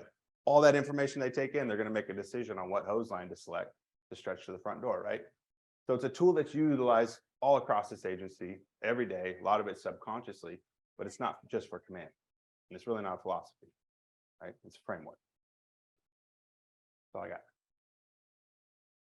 We're good? Yes. Well, I come to the decision point. One of the decision points that I used on a commercial fire that I went against what the command had said, and that was to pull everyone out. And it was based off of poor intel. And he saw fire through the roof, but it wasn't through the roof, it was through skylights. And I'd come back up on the radio and said, it's not through the roof, it's burning through skylights. Which changes the whole decision point. And so we ended up still being able to stay offensive as opposed to going defensive on it. That goes all the way back to situational awareness. Sometimes from the command post, we don't have a good view.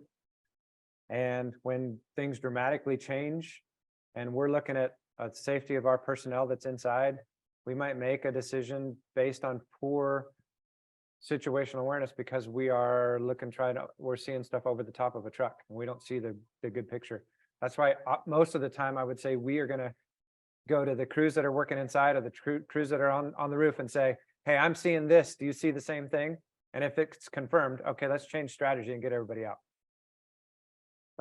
So hey, this is a breakout group. We got a strip mall scenario, B7 target hazard.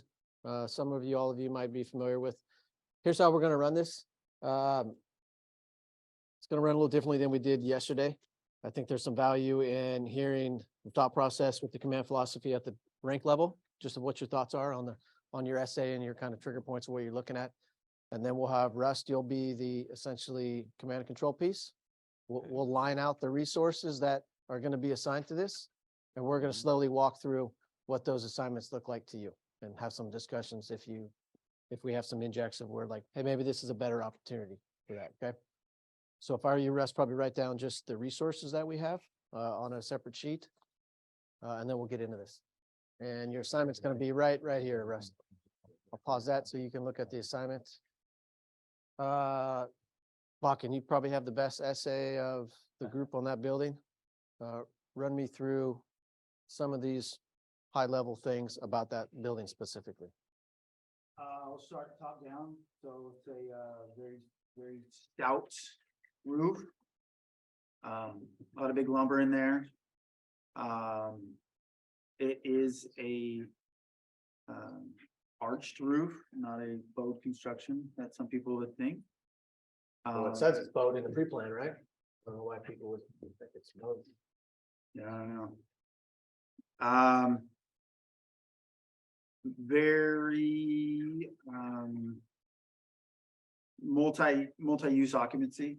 A lot of different buildings or a lot of different businesses run out of that building. It's common attic. But it's got a firewall right between the Half, like 3/4 of the way through. from the strip mall to the back too, right? Yeah, so split from, Going to Charlie. yeah, east to west. Could be a difficult poll, depending on where the occupancy is, and if you don't know where it's at, it might be better access to go on the Charlie side, might be better to go through that Alpha side, where you got that common walkway. Don't have the Delta side, right? Delta side. You don't have the Delta side, because the Delta side's all blocked out. Yep. So getting eyes on that Delta side is gonna be difficult. In fact, you have to go onto Valley and then go in through that gate on Valley behind those little weird. While you're jumping down this thing, let's just go straight to what those trigger points are for that building. You used to work 101. Will you still work there? You open up that bay door. Before we get into the assignment piece, we'll have this discussion real quick. As a group, and then we'll do some rank specific stuff before we let Russ kind of take the helm here. Let's just let this thing, what it looks like initially as you roll out from 101. What is your thought process at the captain level? Knowing the building, you have better essay than most do, right?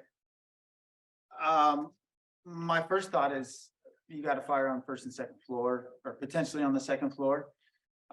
So getting somebody up there rather quickly is going to be a very large part. Yeah, and then getting just fast water on that is pretty key. CS3 assignments enough? Or are you thinking 211? At this point, yeah, Okay. CS3, there's not enough. Without going inside and seeing what I got and getting eyes on the attic, I'm fine with the. Okay, so we think we're gonna win. Based on what we're seeing, your essay, the building, we go, hey, we're probably gonna win. If things click along in that cadence that we want. According to this photo, yes. Okay. Will, what are you thinking from your points of priority? So you're gonna be first alarm, sprinkler setups, all those things that you're thinking about. What are your thoughts on this building that you've already pre-planned? I'm thinking quick water. So. I'm thinking go straight to it. Keeping a good distance in case it spreads Cool. Perfect. for heat. Yep, perfect. Come in from the left side of the structure, like the Alpha Bravo corner, and that puts a hydrant straight behind me. Okay. So straight hand jack and not too far away. Not that I'm gonna do that because everybody will be there But that sets that water supply up so that we can make an aggressive attack with whatever line we want, as much water as we want quickly, because we're gonna have that water supply fast. Can I And- make, can I make and- a what if? If you got from here to here on fire, does that change your perspective as an engineer of what your immediate needs are? He's pulling a Not my couple, initial actions. he's pulling a couple 2.5s. Your ability to support that? No, because I think in the time that it takes to get a hose on the first floor fire and the second floor fire with probably 103 right on my butt, we're gonna have the supply before I'm gonna run out of water, even with 2.5s. Is there a potential to have a discussion of, hey, maybe we wrap that plug on the way in because we know Well, we're gonna have that delay? When you brought this slide up, that was my first thought, but I know that that's not how we're gonna play the game, because we're Well, I don't aggressive. think the distance dictates the need necessarily for this particular one.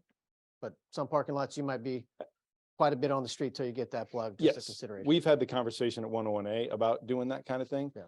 But I think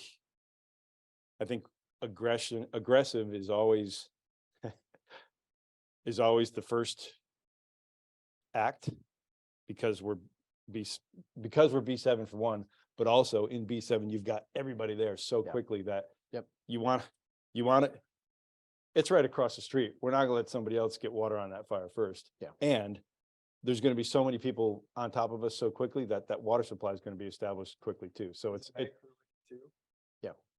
Yeah, So just good things to think about. Like, yeah, maybe we do drop that medic off at the plug, let them start that supply piece, and then they can meet up with us, you Yeah. know? just honestly, options from the honestly, engineers. hand jacking it is any hydrant on this property, hand jacking it's gonna be way faster than hooking it and running it, Perfect. for sure, And how do you know that?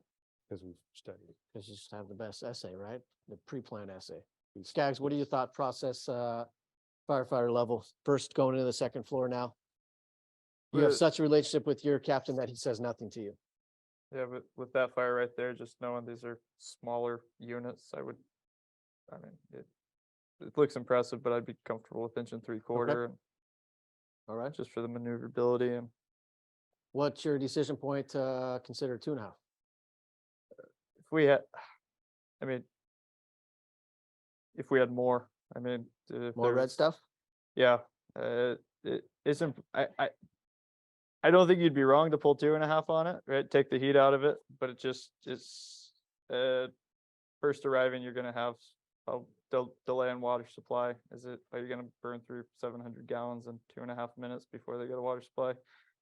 Probably not on this fire, Yeah. but I also think that 1.75 would put that fire up pretty quick, and now you can maneuver it and check for extension. Val, what are your thoughts if you, it's extended into level 2 and your task is fire attack on 2? Is going on the second floor as well. So kind of like you said, most likely started in 1. There's one well-involved unit on the bottom with an impressive show of fire at the balcony, but maybe not. What's your line choice? With this picture, Yeah. 1.75 inches, because I know I'm gonna have to get up on that second. And try and stop the spread in that unit. I don't want to get in the attic. I don't want to run the attic. I don't think you'd be wrong with. If we had the medic with us in a perfect world, then they could throw 2.5 down. And hammer out most of the fire while I'm going up in the Metro Pack and dropping over. Perfect, right? So, no, so you're in the next, right? So we're not just moth to a flame, gonna want to take one line here. Realistically, we're gonna be doing this eventually at some point. Yeah. You're setting up for Multiple lines need to success. go on this fire. There's multiple occupancies going. Perfect, good. Can I ask you a question? Yes, sir. Which side would you guys hit this from, right side or left side? Because that's a pretty big write-off one way and not as much of a write-off to the left, taking a pessimistic approach. You're talking about the stairway being here? Yeah, Yeah, correct. where are the stairways? Yeah, so you have a stairway at the end of that Right here. building, yeah, exactly. Which way is the wind blowing? Doesn't look like there's a wind with the Yeah, snow. I'd be thinking my priority would be to protect the units to the right. I mean, just, there's cars in front of those occupancies, so I have a higher index of suspicion of there being life in those occupancies. Not to say I don't know to the left if there's not, that parking lot's not full to the left, but people normally wanna. More of a strategic approach that I'm asking. Okay. And again, if this thing gets worse, which is the better option? It's most likely gonna spread to the right, I would think. Yeah. That is, the involved side, so putting myself between that. Yeah, and you have that time distance curve piece too, right? Yeah. Where you are, where's your hose? I know there's a lot of variables, but I think Bakken's just saying, hey, I need to define a spot to stop this and make a stand. If this does get worser, as our friend says at 106, I know it's not a word, but as it goes there, you need to pick a point. And I think you're saying the delay over here doesn't work versus the quick assault over here and defining this as my no-go And period. I think, I like the Metro Pack coupling over here because if I stretch up there and I was incorrect or I see something different, I can flip in and go around. I'm maneuverable and Will can drag the pre-connect and to where I need it and I can just attack from there. All right, Rust, we're gonna have you watch this for about 20 seconds. It'll say stop and pause. And we'll have you arrive as engine 101, what your arrival would be, and then quickly give me your thought process and the command philosophy of how that relates to what your tactics and strategy are gonna be. And there'll be an inject interval, pause a beat, and then there'll be an inject that should dictate where your assignments are gonna go a little more precise. Okay, Rust, once you arrive. All units on A8, we're at 2943 Fulton Avenue. We have fire showing from the Alpha Bravo corner in a multi-layer strip mall. We've got a seated fire at the first level with extension up into the second story. Engine 101 is going to be pulling a 2.5 and taking fire attack. I want the next in to grab a water supply and take command. Good. Anything else? Now, what are you thinking from a command and control perspective? As you're rolling in that second engine, you're 103, you're rolling in as a second engine. So initially I'm thinking that's quite a bit of BTUs right there. Want to knock that down. I think a 2.5 right there is appropriate for that. I'm concerned about the lateral spread to level 1 and level 2 Bravo exposures and Delta exposures. And then we also have, let's say, I don't know how to word this, so we're calling this the alpha side, Fulton's the alpha side, but as that extends down that hallway and covered, all those subsequent exposures to the eventual Charlie side of that. How many lines? I'll tell you, my brain works. My brain looks at a fire and goes, how many lines do I need? That's going to dictate my resource needs, what I think I'm going to need in the future. Right now I need a big line. I need a 2.5 on that. And then I'm thinking 2 additional lines for lateral spread. Okay, so we need 3 lines for fire attack with 0 contingencies, right? So now we don't have any 2 out setup. So we're 3 line minimum. Yeah. And then I'm also concerned about, obviously, the occupancies of here. This is the middle of the day. There's got to be people working. This is a business complex that maybe aren't even aware that there's a situation going on yet. So we have multiple needs for evacuations and searches. So I'm hearing you. You're saying a lot of work to do, a lot of resource needs, a becoming a complex incident based off the life potential hazard. Very right? complex, especially since I don't have a very good chance to go get a 360. This is a large complex. Yep. I'm personally not familiar with it, but from what I'm seeing right here, like this looks like this has the potential to spread. So the building, the location of the fire is telling you, I need more help, right? Absolutely. And to strike a second alarm. Okay, perfect. So that's where we're getting to, right? Right. You went through the complexity. We went through the essay to get those pieces. You even kind of started to strategically look at this from resource needs. Right. I And feel that's like, going to trigger that 211 now. I feel like the resources that I need right now are going to be busy as soon as they get here. Perfect. Perfect. Now that's your job as command rolling in as that second. If you didn't hear it on the first, you're trusting that first and officer. He didn't call for it yet, right? That's on you now. Maybe it's Right. even on you on the way. On the way, you're seeing the column and you're going, check with 101. Hey, should we start a second on this just based off what your gut is telling you? The ownership piece, right? We're going to roll through a clip here. You'll get a inject and then we'll roll through some assignments. And I would encourage you, if you think things are getting more complex, to consider some divisional things. Okay. Earlier the better. Okay, bystander reports, there's potential people still in the driving school, that second floor going towards Bravo. Why don't we have you, Russ, and Injects are welcome if we want to alter the assignments. We want the best product of what right looks like on here. So let's roll through the assignments of the first 5 and 3 and 1. BCs are not coming. We're here at admin. So, I mean, engine 101 has pulled the initial line, it's a 2.5. I would want 2 additional lines. Engine 106 on the Bravo exposure, engine 103 on the Charlie. Okay, slow down. So 106, first floor, Bravo, second floor. First floor, and there's a chance for, you know, to have them start to flow and do a transitional tack to knock out what they can, knock out that lateral spread. Okay, 106 is on the first floor, 101's on the first floor. What was 103 doing? So 103, it has to deal with the Delta 1 and 2 exposures. Okay. What's that? Oh, yeah, command. Your command, you got the water Cool. supply going? So I'll be acting as BC7 for commands No. on scene. You're you're the second 106? engine, you're Okay. 106. So 106, I would make sure that water supply is complete with my Okay. engineer, and then have my firefighter pull an exterior line to the Bravo exposure side. As 106, okay. As firefighter at 106, he's not an IDLH. He can sit there from the exterior and apply water and prevent that lateral spread. 106, task saturated right now? You have command, Up command. your engineer's helping hand jack 300-400 feet, and your firefighter's kind of on his own. You got accountability for him, but he's protecting that exposure. People are busy. Okay, people are busy. And we already called the second. If we haven't by now, do you think our tunnel vision's going like this and we're going, oh man, I need to call that 211 right now, right? Yeah. Yeah. Static 101 is in the game somewhere. Yep. As well. And then with reports of potential people in the driving school, 2 more medics. Because if we do have victims, it's gonna be, Yep. Yeah, so every inject requires a reaction, right? So an inject of grandma knocking on our door or yelling at you in the cab going, my kid's in that room, you should have a reaction for launching to mitigate that, and then you should have a reaction to replace that. yeah, well, I I mean, guess. you're gonna get it on the second alarm. Yeah. But I would agree, Medic I 101. would say I need a second alarm with a total of 3 medics for my incident, right? Yeah, medic 101, extremely saturated with hose lines. We definitely need somebody dedicated medical. Yep. Probably multiple. But should we go, oh my God?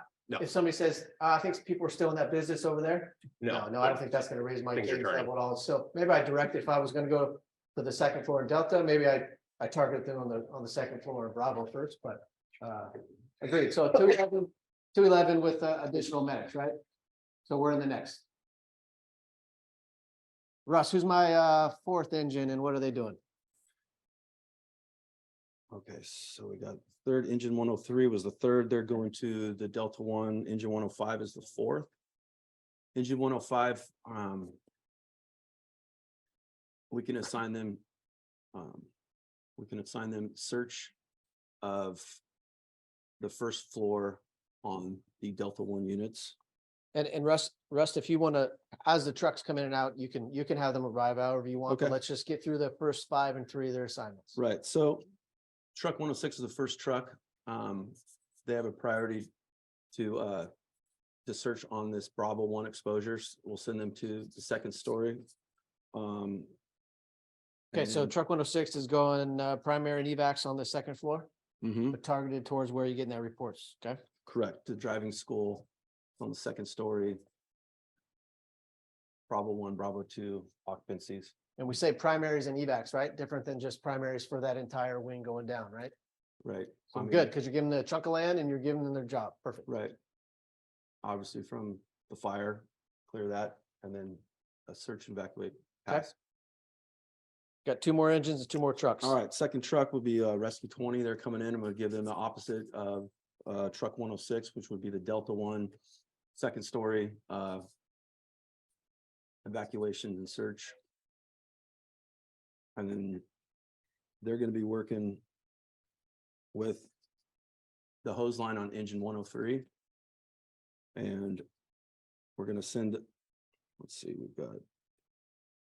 we've got the engine 106 firefighter that has a hose line for the Bravo 1 exposure, and we can have engine 105 meet up with the 106 firefighter and Okay, have them help with that hose line management and fire attack on that side.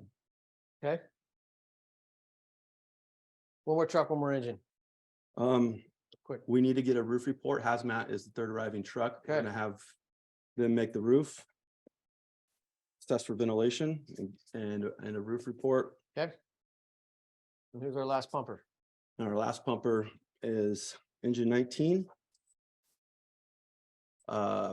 We can have them pull an additional line, provided that we have our water and water supply established. Additional line where? Gotta be direct.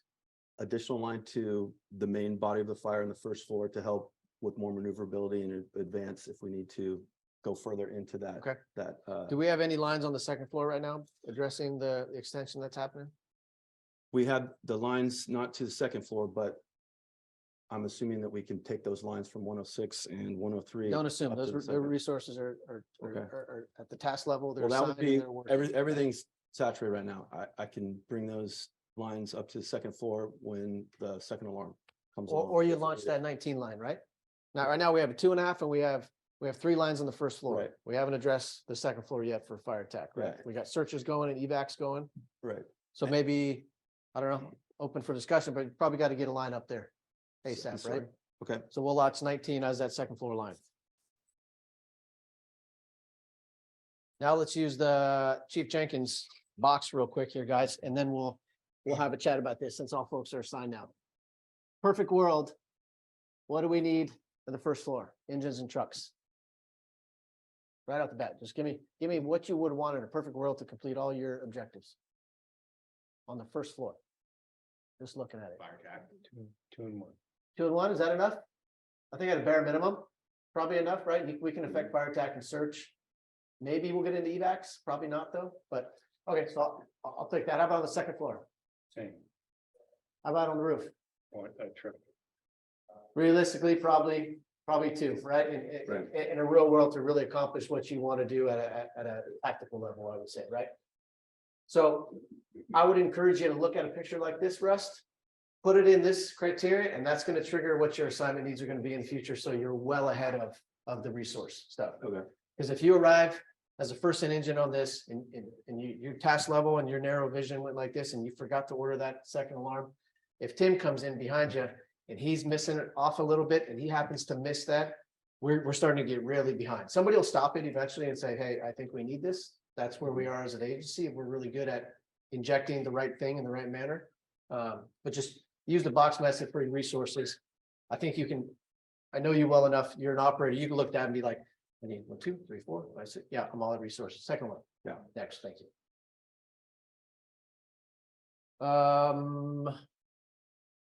Yeah.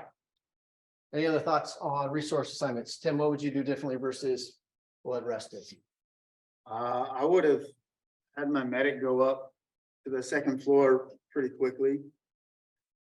I would not have pulled a 2.5. And I would have got into that interior corridor, wherever that origin of the fire, very quickly, and then reported back and based all of my resources based off of what I saw. Gotcha. I got a question for you. At what point do you go, you're gonna start divisioning and grouping this up? Cause you could Are you asking me or for this specific call? just, I mean, for this call, but also Yeah. in general, cause So if I'm considering a second alarm, I'm already gonna division. I probably put the 4th in some type of divisional role in this.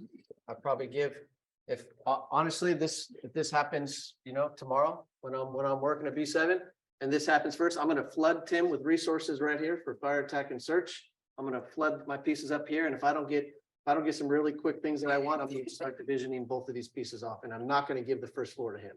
I'm gonna give somebody subsequent after him who's gonna have division 1, next one have division 2, and then I'm I'm gonna launch folks up top and make the roof region. Probably before the second alarm gets set. So then what does that do for us? What does the divisional piece do for us? So span of control, system. Yeah, span of control. We can expand it as needed. Wanna know what I really care about, why I division stuff off? Makes it easier on you. No, my job is not to make my job easier. You don't promote to make your job easier, I don't think. So they can communicate on the command channel? Yeah, I like TAC channels quiet. I like it quiet. So when you have a misstep or you go through the floor, that I hear it and we can engage right now. Because sometimes the way this would go for the first 3 minutes, I think we're all pretty clear that edgewise getting a word in is probably going to be difficult.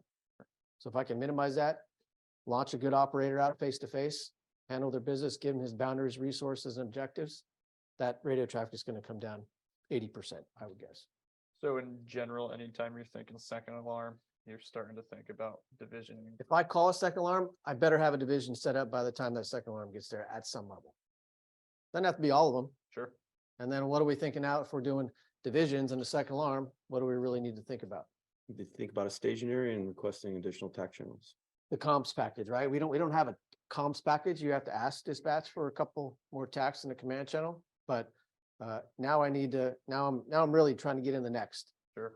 This building's going to go in the next, right? We all know this building enough. If it's 106 and you don't grab this when you catch it, this maybe I'll set my benchmarks here and here of where this thing is actually going to go in the attic. And that's not even addressing the Charlie side view that we have no view on yet, you know? Let's just play this out and see if we won or not.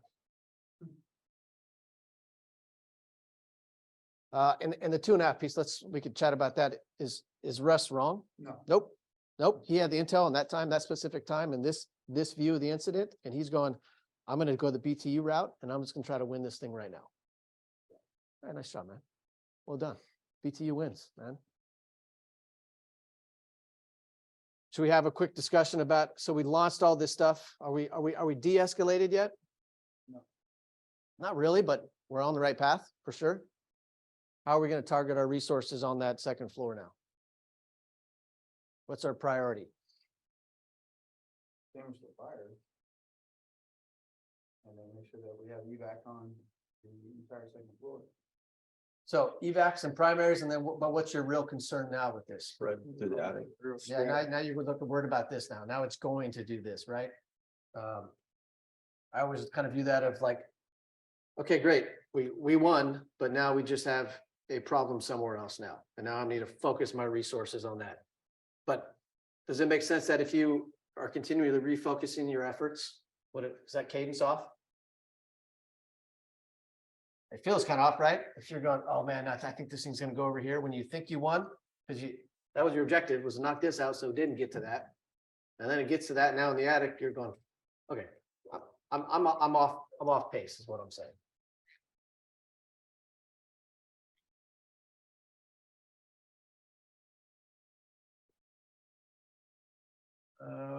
Where's Russ? Russ, I'm good. All right. Yeah. I think we were going to try to brief out quickly because there's a lot of really, really good questions up there to make sure we tend to. Chief Corolla, what's your decision point for second alarm?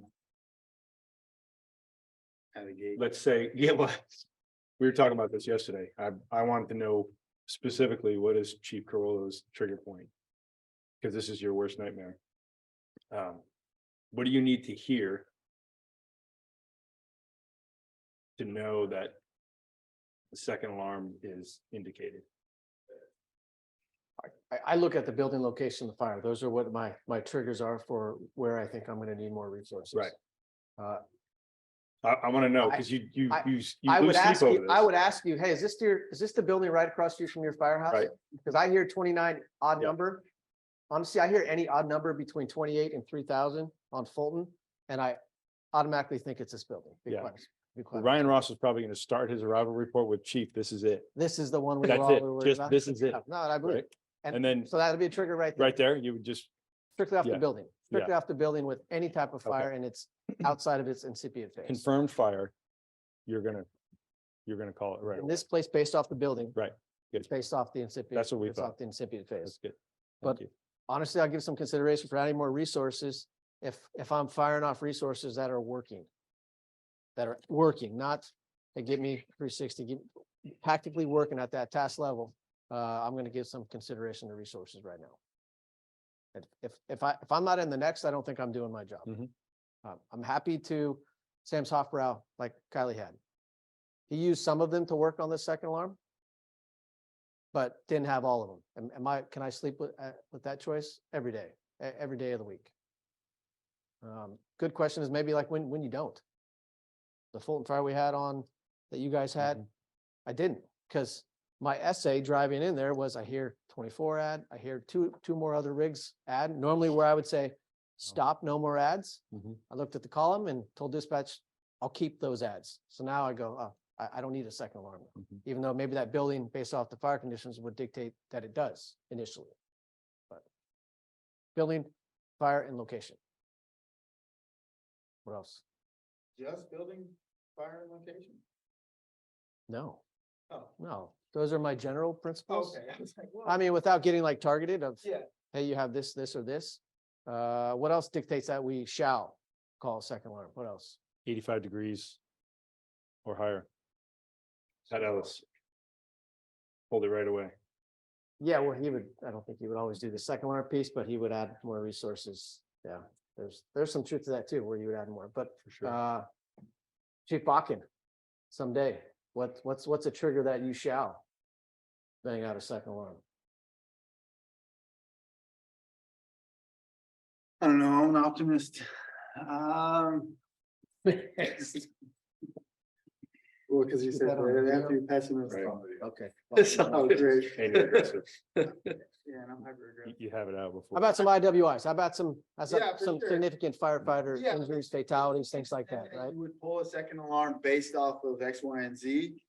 I think it's very hard to pull a second alarm because of other factors of why you wouldn't pull a second alarm. Cause to me, this one, I don't know, I still was like, no, I wouldn't pull a second out of the gate. Just because of the building and the fact that it's on fire. I know, obviously IWIs are easy to pull second. They're not easy, though. That's the thing, right? So what happens in IWIs? What does your field of view do? Oh, definitely shrinking. You go like this. But So it all you're shouldn't. trying to handle at all ranks, at BCs as well. I hear chaotic things. The cadence is not right. 100% my view goes like this. It starts to go like this. And I try to fight it. I can tell when it's happening, I can feel it, and I can hear it, and I can see it when it's happening personally. But it's not an automatic trigger. That's Yeah. why the sets and reps are important. So at 3 a.m, it is your next go-to. Yeah. You know, I think the big one is if we talk about the cadence. If the cadence is off and this thing is now getting worse, and you can see that it's getting worse, and that you can see what's being said and what's happening in front of you, it's like, oh man, this thing's gonna get out of control pretty quick. Yeah. But for me, I think that would be a big one of strategically, I think we're off. And that fire's clearly in the attic and no one's saying it and no one seems to be addressing it yet. but that would say that we're behind. If Mhm. we're waiting to where we go, you Yeah, know what, and- we're not gonna win. Right, and I We're- try to we're take a behind. proactive approach, definitely, I try to think 20, 10 steps ahead. And obviously more so for your role, I think that you have to take a proactive approach. So yeah, I mean, Yeah, there's been very few times where I've called it second alarm and there wasn't some component that I was glad I did. Very, very rarely did I totally step on you of what you were telling me or what I was seeing, and then went, I don't like what Tim's doing. I'm gonna go ahead and do this. Very rarely has that ever backfired on me. I'll trust you because I have the relationship with you. But at some point, if you're inside and don't have the essay, the situational awareness that I do, and you're not seeing what I'm seeing, then I'm gonna make my plan now that it's mine. The key piece is that's mine. When it's yours, it's yours. When it's mine, it's mine. And how we do that and how we err on the side of caution and the safety of our members and the public is gonna be different at times, you know? I think generically we say, okay, everyone's staff saturated. And we're all out of resources. That's okay, I think Yeah. too. you know, like, yeah, everyone's is. working and it's getting better. There's no more need Yeah. for any.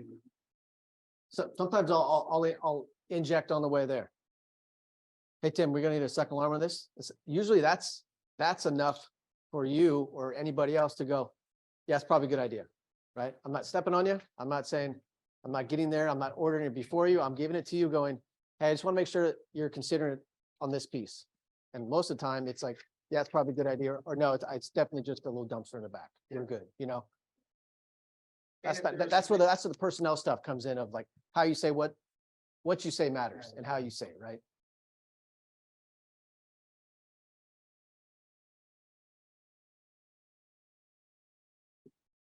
So you're engine 55, Andy.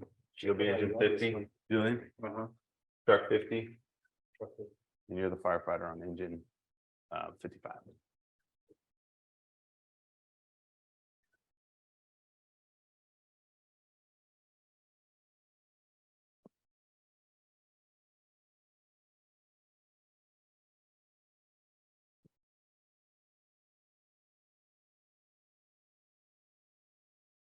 I'm on scene, I'm guessing. It'll say pause and discuss, and then I'll back it up just to keep that.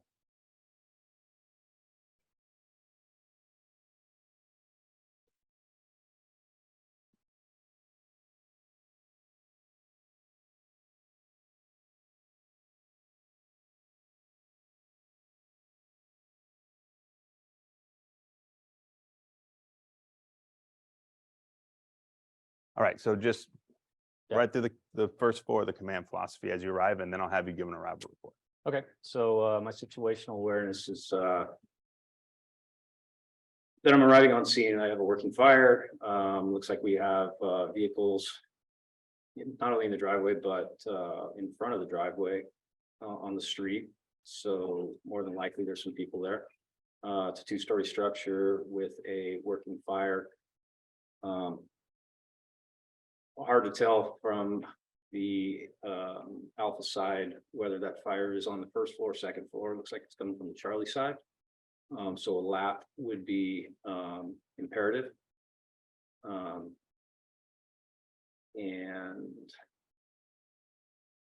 it appears to be, you know, a bread and butter fire with some complexity, tile roof. Looking at the overview, I've got a pool in the background. I've also got panels on the roof. And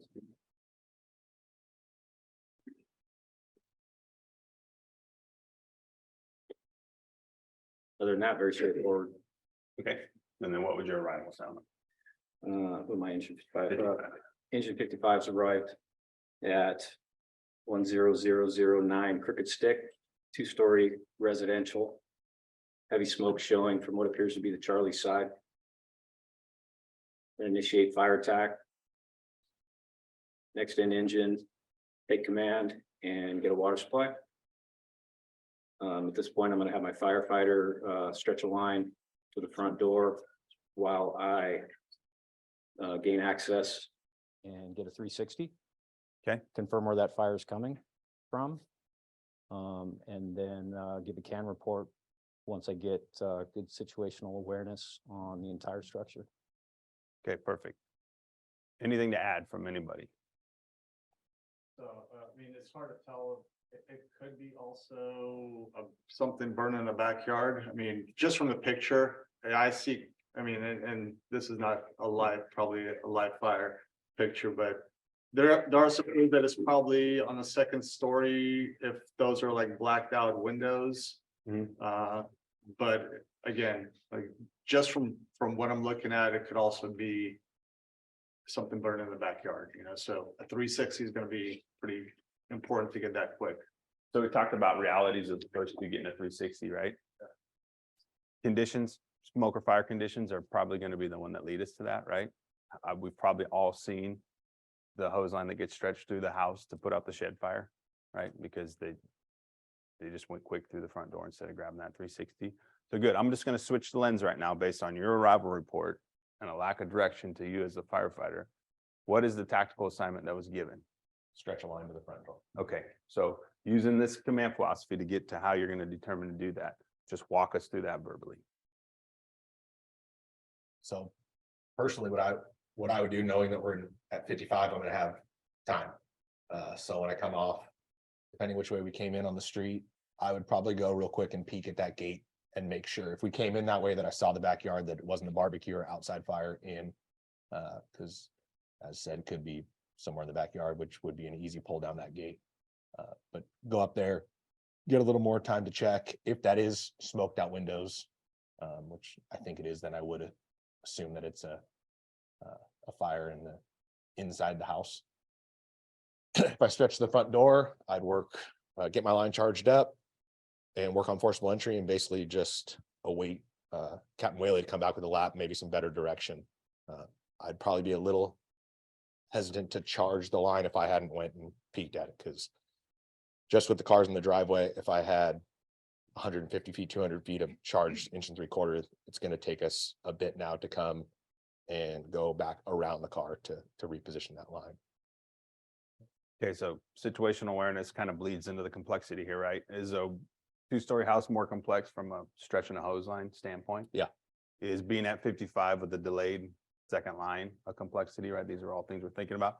I love the fact that the firefighter is going to take an initiative to get his own eyes on it, right? We know the captains are delayed given arrivals. A lot of times the firefighters beat them off the rig. That info is only as good as what you share it, right? Correct. So that's a face-to-face or whatever. We do have a 3-6, go ahead. Oh, sorry, go ahead. No, where the cars are positioned, right? That's going to pose a challenge. So all those things you're thinking about subconsciously, they fall into the realm of one of these, right? Just gonna say this, the value of the lap on this one, especially considering you're at 55 is huge. When I looked at this, one thing I saw on the location of where that smoke's coming from, there's an outside, looks like there's an outside patio cover of some kind. Okay. So if it happens to be that on fire, which can extend into the house clearly, it's very difficult to like attack that fire from the inside out through, but that's where we get ourselves in trouble. When if the seat of the fire is actually that patio cover on the outside, you can see how that can contribute to a problem for us actually extinguishing the fire. So this is one of the ones where like, yeah, the next in unit's not going to be there for a while. So getting that 360 is imperative. And maybe, you know, that first line might be knocking down that patio before we advance in through the front door, as opposed to going through the house.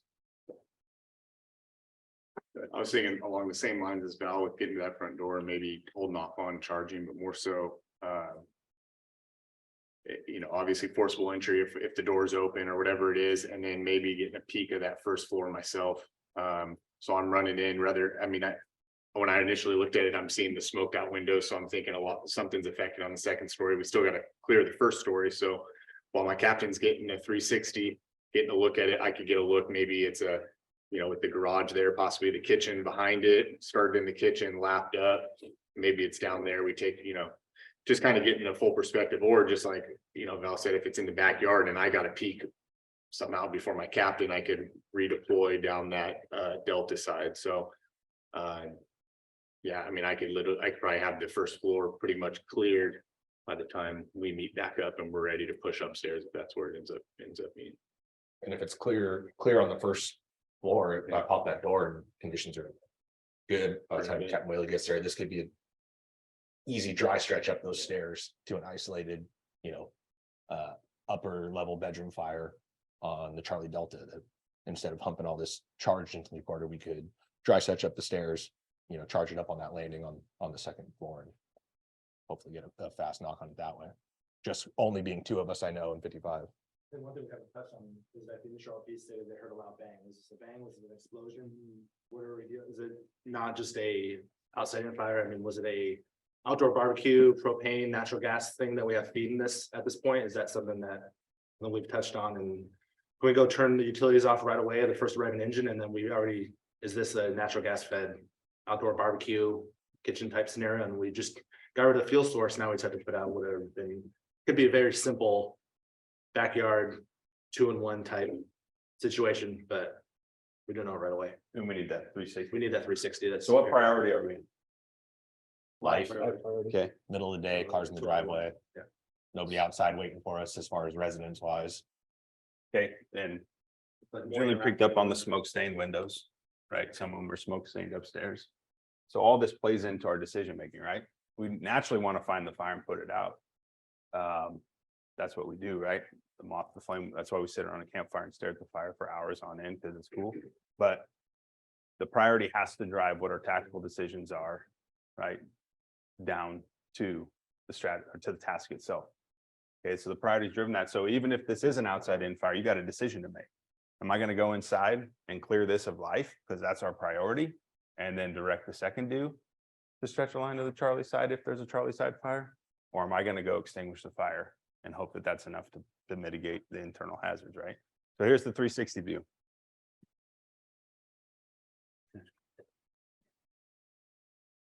Barbecue.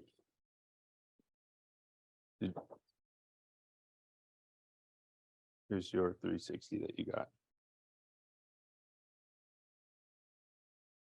I don't think it's intended for the dog to be on fire, right?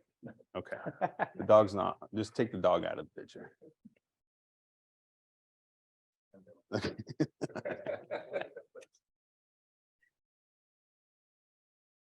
And we'll pass those around, guys. We're not in a rush. Really? I'll pass it your way.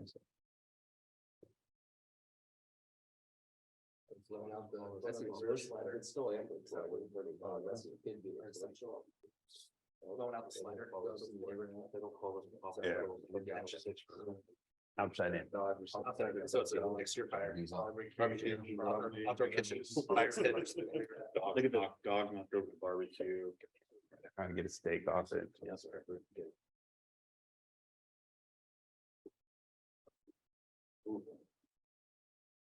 Okay, so you guys can pass those down. We'll shift the lens to the second due. Julian, well, you'll come in and you'll just do the same thing, okay? You've got intel, all the intel that you heard on the radio, and you're building in your mind what this looks like, right? And you're preparing to come in as that second due engine. What is your thought process? I've already, he's voiced the 360. Somebody's got that. Is that part of my? He said he would do one. Yeah. So I'm assuming that's a thing with the 360, right? A lot of times people don't say over the radio that they're doing it. Right. So another one gets assigned by command to a later unit. Or two, the findings of the 360 aren't shared, right? And that's as simple as a CAN report, really, right? Is the pool important? Maybe if your fireman can't swim, but I mean, it's pertinent information. I think there's a tips from training coming out on 360s and some of the things that we're looking for. Look at that.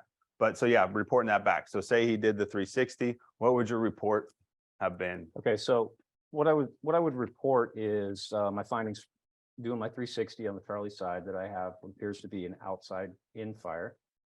And then I'm gonna stretch my hose line. Thinking I'm gonna go right through the front door because from what I see on the Alpha side, I can see right through to the back door. I've got clear conditions. My conditions on the Bravo and the Delta are clear. I pull my hose line through the structure to the backyard, get water on the seat of the fire. Call for a second line as my needs. Based on what I'm seeing, not only from the Alpha side with smoked out windows, but from the Charlie side, it looks like that fire is going up into the attic and we've got heavy smoke conditions on the second floor. So I'm going to attack the seat of the fire initially, call for a second line. Second line inside would be, or second line outside To the second floor. to the second floor? Right. I can handle this problem and then I can even reposition my hose to the stairwell once we get a crew upside to protect. So you're going inside. I'm going inside, I'm going through the house. Through the patio doors, hitting that fire. Okay. So we've got fire as we're going inside. It's not as clear now as it looks clear as day going through. These are just time lag. Yeah. Yeah, so that doesn't change my plan. I'm still gonna be able to put some fire out on the interior, working my way through and getting line on that exterior fire while that second line's being pulled. Okay. Everybody clear? Stretch it through the Alpha side front door. He's got fire showing now from the Charlie side of the house, interior first floor. So he's pushing through to take care of that. And then he's going to take care of the engine that's feeding it from the exterior, right? Where that fire started. And he's requesting an additional hose line. Now 50's on scene, you're in the captain's seat, switch that lens and then go right through the same process. So we've gained some more situational awareness with our 360. We know it's an outside in fire. You know, my first engine is putting their hose line through the front door, going to the Charlie side. He's calling for an additional line. So I know that. I know we'll need to be in daytime conditions with cars in the drive, but we'll need a search. Search is a priority as well, quick. So whether that's going to be my first truck or my first engine, probably put them on. Well, first engine, I'll probably put them on second hose line, and then my first truck will search, split them and search.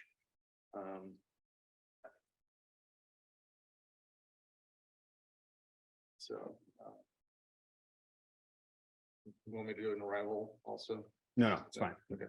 So you've got all the situational awareness that he's provided for you via the radio en route, right? You're building a thing, you get on scene, and now you have to kind of reform your plan as you are going to be in command of this, right? So you kind of went through that. He's got a need on your plate already. Right. And you have a decision to make, right? So we went down that. We're at your very first decision. So what is your company actions going to be as engine 50? So I'm in command. I'm gonna have my firefighter assist with hose line management. My engineer is gonna assist with water supply. It looks like we have a couple of hydrants nearby here. Water supply should not be a problem. So I'll have my engineer assist, make sure we have a clean water supply.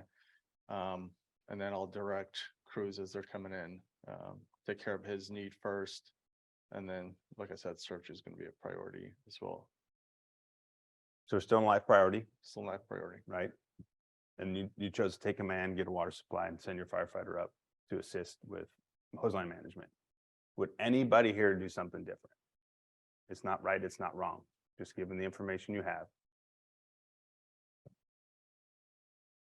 So I consider using, getting the lines that back and putting out that exterior fire. I mean, you're kind of, we're at the location of this fire, the delay of the resources getting there. We have an issue, right? Like we want to get, we want to get probably multiple lines. We have probably involvement on both floors. We've got three things we really need to address as far as fire is. We need the first floor, second floor, and the outside fire at the same time. So you can go either way. I feel like, to me, one thing is that is the seat of the fire is that patio. That's where it started. And without addressing that, I think it's going to be challenging finding it from the inside out. So that's why I would put it as a priority. I like the first line. So especially when you see what's inside, it's clearly involved on the first floor and second. So getting that first line at the front door. Yeah. Second line, I would tend to take it to that, put out that outside fire. Say especially with the, like, utilizing everybody that's on scene. If the captain on the second end is taking command, the engineer's out with water supply with the 3.0 model, that's kind of the perfect job, because that's a one firefighter task where he can go address the gate, stretch the line back there. He's not necessarily going interior. That's a one person job where he can knock out the Charlie and then come back and reconvene when hopefully we have more bodies. Okay, so I like it. We're using a decision-making framework to come up with a decision for the problem, right? We're trying to not just check a box and say we're going to do that. Would anybody have heartache if Julian arrives second with a life priority of a 2-story house with a need for an additional hose line for assistance right out of the gate, passing command at the third due? Would anybody have heartache? I'm just posing the question. It's not do this next time. It's just saying, given all of this information that you have, and if we are acting under a priority of life, does anybody have a heartache if he were to say, hey, we're passing command of the third due, we'll handle the water supply, but me and my firefighter are going to do this now? Right? It depends. Right. Depends where you are. If you're hearing sirens, that's easier. How far out is the truck? For here, where everybody's kind of delayed, I don't think it'd be my priority. I think this needs to be managed and needs to be commanded early on, because the complexity could ramp up quickly, and it needs to have some command and some organization to happen early on in the incident, not waiting for that. Who knows? It might be a consume this third engine who, we work great with, but they don't go through this. They don't know this. It's kind of is different. I think it's doable. I think the only thing that might be a red flag is that that's out of our norm. I mean, it's in our playbook, but it's not in our norm. Yeah, we probably should. Huh? Sorry, I forgot about that. It's not in our norm. We could do it, but Yeah. And this is the conversation I want to spark, right? You have to have a reason for the decision you make, but understand that there's a lot of decisions that are on the table that you are all empowered to make. The key to this thing is when you get to a decision point, you should be able to say why I made this decision. That's all anybody should ask of one another. Why did you do that? And it's not because I did it last time, or it's what the SOG says. Like, those are simpleton answers. It's because based on these, and you could literally, subconsciously you're doing it, but based on all this information and the needs of the incident and the priority we're under, I chose to do this. If it was wrong, we'll talk about it, but that's a learning point for everybody, right? So that's a perfect conversation. We have differences of opinion. I see people going, yeah, that makes sense, and saying, well, it depends where you are, right? But if you look in your rearview mirror and the third due engine is somebody coming down the road, you might make that decision. And this is why I made that decision, right? So, all right. Oh, perfect. So this is technically like when you arrive. Sorry. You guys are kind of our guinea pig. We haven't done this yet. okay. So this is new situational when you arrive as second due. You already understand what he's doing. It doesn't have to change anything. Yeah. I would still keep it the same. Now, I mean, so it looks like we're getting some attic involvement and stuff like that. We got some smoke from the eaves. That second line definitely would justify for me going inside versus taking that around. I'm sure he can handle that outside fire by himself, but that second line is going to need to go inside. I think that given the smoke conditions now, I think that justifies it for me more versus sending that line to the Charlie side, which was a consideration initially, but given the smoke development now, I think that put that line inside. So how many line fire is this? 3 line. Okay. So one is through the house, hitting that outside fire. One is going to go upstairs. One is going to be, I'll probably have at least a 2 out looking at that stairwell, protecting that stairwell for him. So at least a 3 line. Chuck, you arrived shortly after this. Richie, if you'll just walk us through your thought process using the command philosophy to make your decision. So we've got competing issues here, right? So we want to do search, but we also want to vent. I look at it, I see the tile roof. I think that this is going to be a roof that's going to take some time to vent. We want to be all up for the additional work that needs to be done, considering it looks like concrete tile. I would venture to say, and then the other issue we have is our second truck. We're truck 50, second truck's gonna be 10. Was it 10? Truck 7, the Or 7. So I don't know what it was. So delayed. Whatever they are, delayed. they're delayed, right? I lean towards going all up for vent on this, even though I know search is a priority, but I think to get an effective search done, we're gonna need to get knocked down and we're gonna need to get vent. So we got those lines working with knockdown and we need to get that vent cleared out so we can get good searches. And an engine company can do a search, but they can't vent. So I'll lean towards going all up for vent on this one. My concerns is now that the way the smoke's changing, it is extended to the attic. With tile roofs, extension to the attic, newer house is probably going to be, lightweight construction. That always concerns me because they're difficult to sound the tile roof. And I've also seen they tend to, if they do fail, they're more likely to fail catastrophically as opposed to if it is a comp roof, it's gonna, you're gonna have more warning because there's the added weight on that roof. So yeah, I'm thinking all up, ladder it on that Bravo side and do our best to sound our way and try to get it cut, over the fire. Okay, so command comes back and says negative, want you to split primary search and vent. Do it. It's gonna be. I'm not gonna necessarily start an argument over the radio. But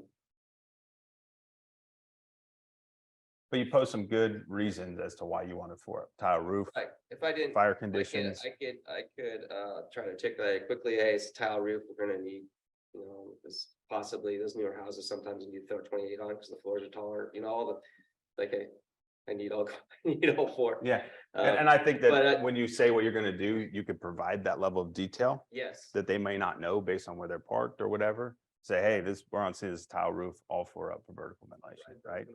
And then now that adds, you said it out loud. Now that adds, oh, to the commander, oh crap, I didn't recognize this. What's our burn time in there? And all these things they're gonna start thinking, right? Right. Okay, So I'll any play questions or concerns on it? No, but I'll just play devil's advocate and say, I'm the first driving truck, based on what I'm seeing, the conditions, and got no reports that everybody's out of the house. I'm gonna say we're gonna go all in search. We've got those, and just be devil's advocate. and to be fair, it's like a lot of these decisions, like line placement and with the first truck actions, you can justify either way. Right. There is no right or wrong. It's just, it comes down to, you know, your experience and opinions on, and how we're perceiving what we're seeing. Sure. So I wouldn't fault anyone for going all in. I wouldn't fault anybody for going all up. I might question them if they split. I mean, that's the only one, just because of I think it's gonna be difficult to, for two people to effectively ventilate that in a timely fashion, but, it's. And that's what I was trying to articulate. Search the house too. And the search You as can well. search Yeah. more, and trying to do a split search with two people inside. Yeah, And that's what I'm trying to articulate is if people and individual get stuck in a checkbox mentality, because that's how we always do it. That's what I've heard on the last 10 fires. And they want that because that's their comfort zone from a command sheet. Yeah. You have to either provide them the information to justify why you're doing what you're doing or hold your ground in a sense, right? But the more info you give, the better they might understand your decision. And it doesn't need to be a long dissertation, right? There's a 2-story tile roof. I want all 4 up, right? and that's my goal is to provide the key, those key details of why I'm making that decision, so that it enlightens that battalion chief that, oh, now it's a town roof, 2-story, I get it why they're going all up, or I get it why they're splitting, Perfect. Let's move on. single story comp roof. Any comments or discussion on any of that? I think we hit on it, but I think this is like an ideal scenario where signing maybe that fourth engine, hey, you're gonna be search. Or maybe say you have senior callback guys on the medic. 2 truck guys on the medic. Hey, I need you to go in and start on the first floor. Why is it If you have that confidence why is in it them. keep getting worse? Let's consume this game. Yeah. You guys said it. Yeah. Oh, technology. I think the goal here is, right, when we talk about incident alignment, is to maintain that whatever our priority is, we gotta be all on the same page to support it, right? So whether that be some tough form of coordinated ventilation, right? And fire attack, or supporting a search with resources as soon as we can, right? So that's what the beauty of our system is. It allows us to be flexible. And it allows us to be thinkers and be operators and not just robots. So when we keep that in mind, a lot of it is about that ability to communicate what we're gonna do and why we're gonna do it. And then importance of training, getting out and having those discussions beforehand, and then in the AAR processes afterwards. Okay, so new information. As it says here, the unit on the Charlie side reports a partial roof collapse on the 2nd floor CD corner, right? The emphasis of this slide is to push us right down to here, right? That's new information for everybody on the fire ground scene, which should shove us right back up to the top and say, what is our situation? Are we still in a life priority? Have we completed the primary search? Do we have a secondary search? Are we confident everybody's out, right? Or not, right? This doesn't mean that we automatically shift strategy, right? It's good information, but you might need more information. The commander might come back and try to get more specific. So when you make that call, if you preload yourself with thinking what the other people might want to hear, like such as, you know, we got a partial collapse, the rest of maybe this is a truck that comes back and says, hey, we're up here, the rest of the roof's stable, it's just sagging in that upstairs bedroom, you know, and then if you have any additional needs from up there. All that information means something, but the key to this thing is that it should force you to go right back up and reevaluate. What are we doing? What do we need to make a change in some area? Are we still in the same priority? Right? So it's not throw the flag in, oh, roof collapse, we're leaving, right? Not that I don't think we do that very often, but there could be a moment where that happens and there is a reevaluation process. If a commander, if we got time under us and it's a commercial building and we're not making the headway and we know that there's no life in there but ours, and it's like, we've tried, I've got a second alarm coming, I'm going to shift this strategy. We're going to pull everybody out. We're in a good position as an agency. We have aggressive firefighters, crews that want to push forward, right? And it's our jobs and the BC's jobs, or whoever's in command, is to reel that back if we need to. It's a better position, in my opinion, than the commander having to put a boot in everybody's rear end to get them to go do work, right? It comes with pitfalls because we're eager. I think when I think about risk assessment, I think about as an agency, do we go to a lot of fires? As individual companies, do we go to a lot of fires? I always wonder, like when Detroit was burning, what was their risk assessment like? If we went to 10 fires a day, would we be more laissez-faire about it and be more strategic about it? We don't do that, right? And we got on this job to go to fires. We love that. So I think that pushes us in that way. We want to get that experience. We want that. If you had 7 fires in the same day, would you go to the 7th one with that same gusto? Or would you be like, what is this? Do we have to go inside like Detroit did, right? Not that that was right. It's just a total opposite of the pendulum to think about. We could land somewhere in the aggressive side of middle, which I think we do a lot of the times, would be good. All right, anything to talk about this? Anybody experience something positive or negative from some sort of a vague report like this? An overreaction, an underreaction? I think that the key to this one is given the detail of the actual conditions inside. Roof collapse is different than I have a truss hanging in and we're gonna stay out of this bedroom. The rest of the house is safe. I think that stuff needs to get relayed across to command early and often. And it doesn't, and when this does happen, because this happens on a lot of fires, I don't think that portion gets talked about a lot, and it causes, I think, some delays in the tactics and delays the whole incident as far as getting controlled. Okay. It wouldn't matter because sometimes that it could be burned through, it could be, I mean, is it a collapse? Is it burned through? Is it? Exactly. We just have to be, you know, real clear. And sometimes it takes a second set of eyes to say, no, this is not it's not what was reported. It's this. No, I was just gonna say, like, word choice and painting a good picture from either the roof, from the truck on the roof, or your engine upstairs there is gonna be key for command to hear that, to know exactly what's going on. So, I mean, you hear something like that and you can tend to overreact to that. But if those guys paint a good picture, okay, we can still work this fire. We don't have to pull everybody out. It's a partial sag, it's still safe.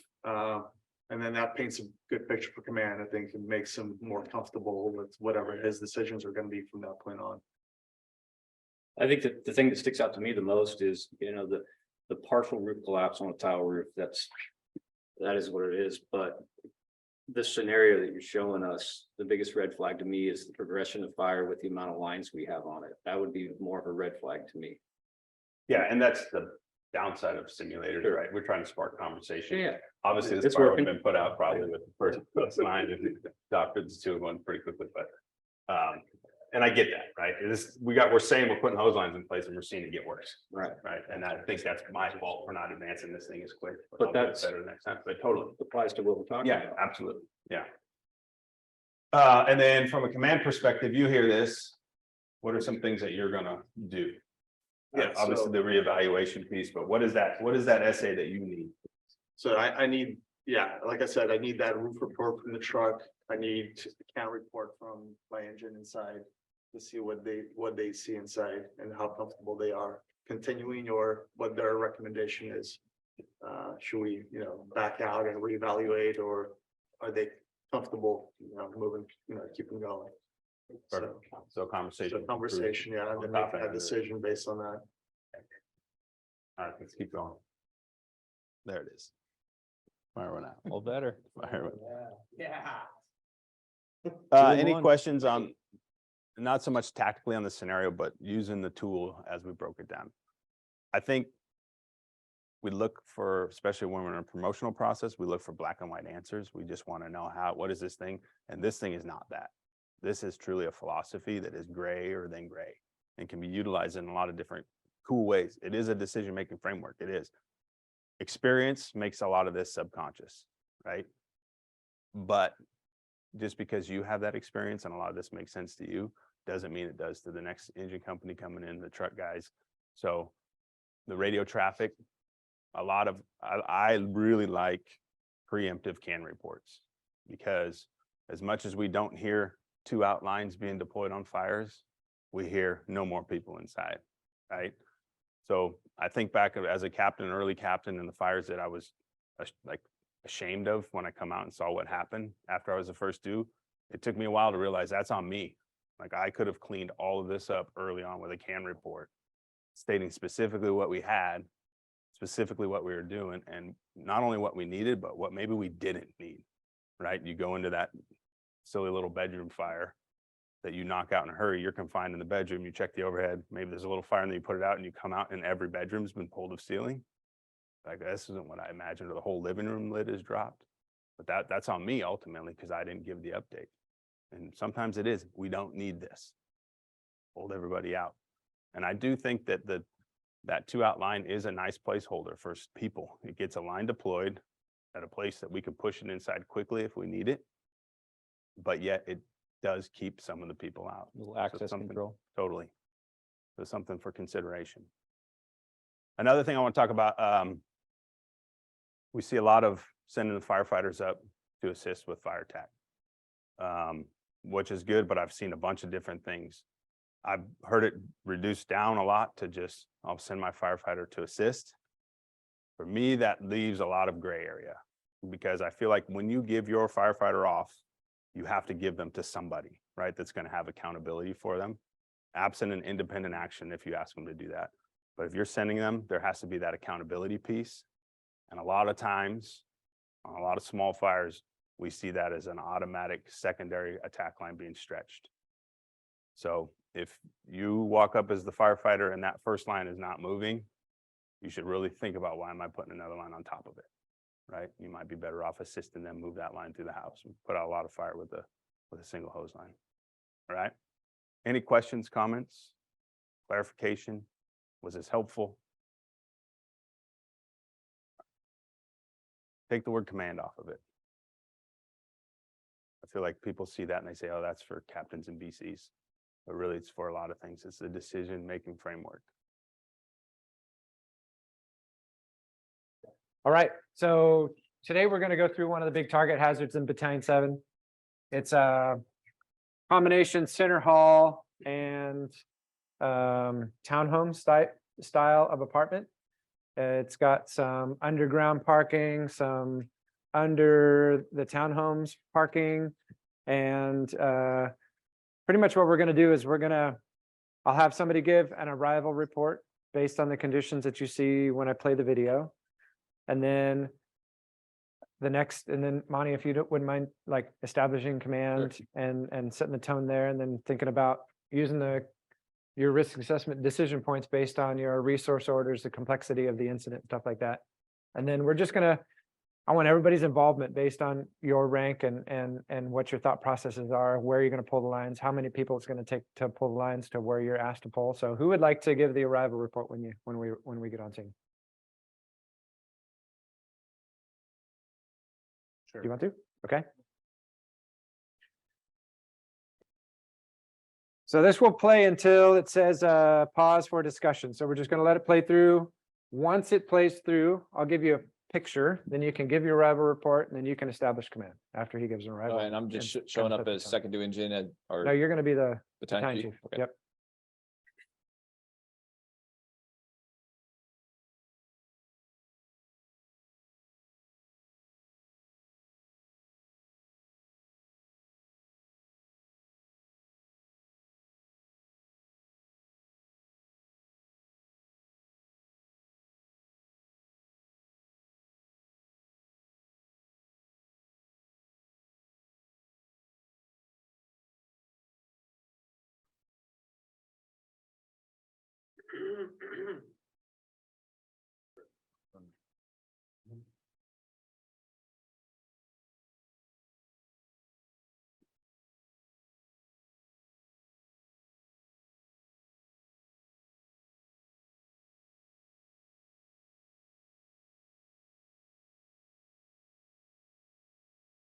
Okay, just for orientation, the part that you were looking at was that access to the underground parking off of Pope. Watt is to the left, and so you go ahead and give an arrival report. I'll show you. This is what you see when you roll up. Same thing as what you had on the picture. Engine 106 is on scene of a two-story apartment complex with a underground parking garage with heavy fire coming out of it.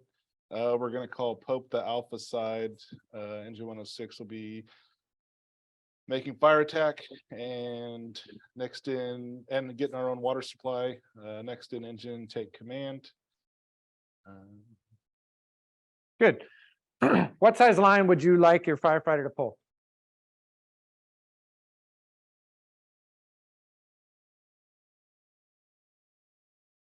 I just go 2.5 because I don't know how many cars are on fire, All right, good. and then preferably something plumb with foam.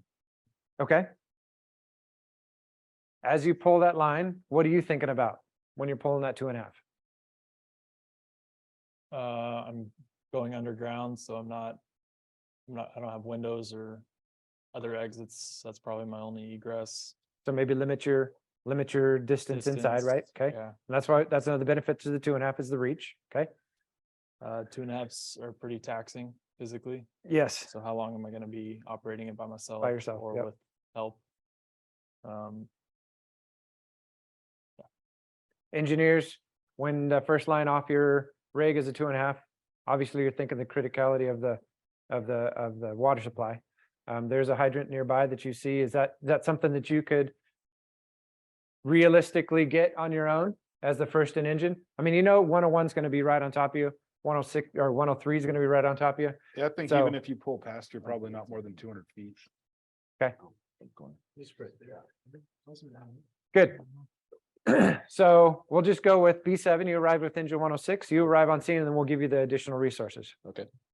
So you arrive, establish command, and set the tone. Okay. Battalion 7 is on scene.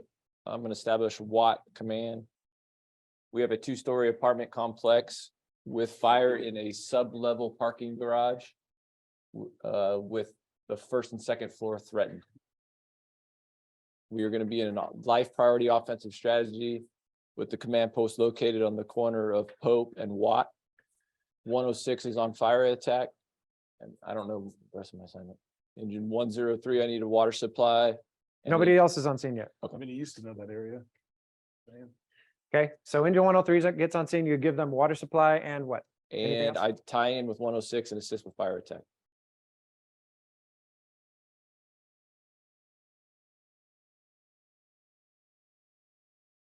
Good. Okay, let's say truck 106 gets on scene now. Truck 106, I need you all in for search. Looks like we have fire lapping into the first floor, ground level floor on the Pope Avenue side. All in search. All right. Gonna be the truck? When I give you the nod, give him a can report based on those conditions, okay? So we've got engine 106, engine 103 on scene, fire attack on 103. we all R2. agree this is the alpha side, yeah? Yep. He 10 said he 103. established that as. alpha. Good. And that's a really good thing to communicate so early on, especially on a complex building like this. Multiple different points of entry. The aspects can get really screwed up really quickly. So great that first in engine company addressed the orientation. Okay, engine 101 got on scene. What do you want engine 101 to do? Because he's still making access to the first floor as the truck. Engine 101, I need you to pull an additional line. Make access to the ground level floor. Give me your report on conditions.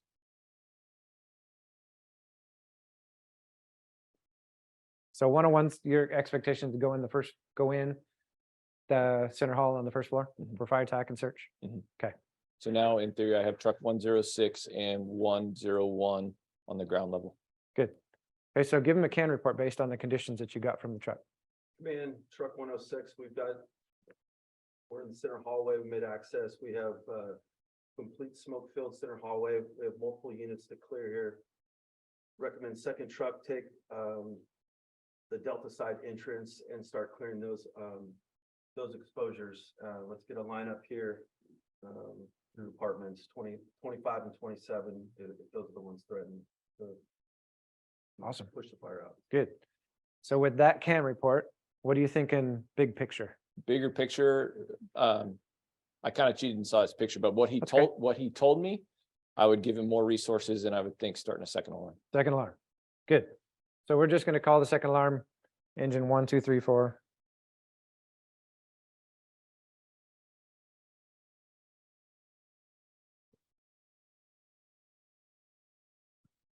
All right, for you, Battalion 3 arrives. Okay. What would you give Battalion 3 at this point? I'd give him Division 1.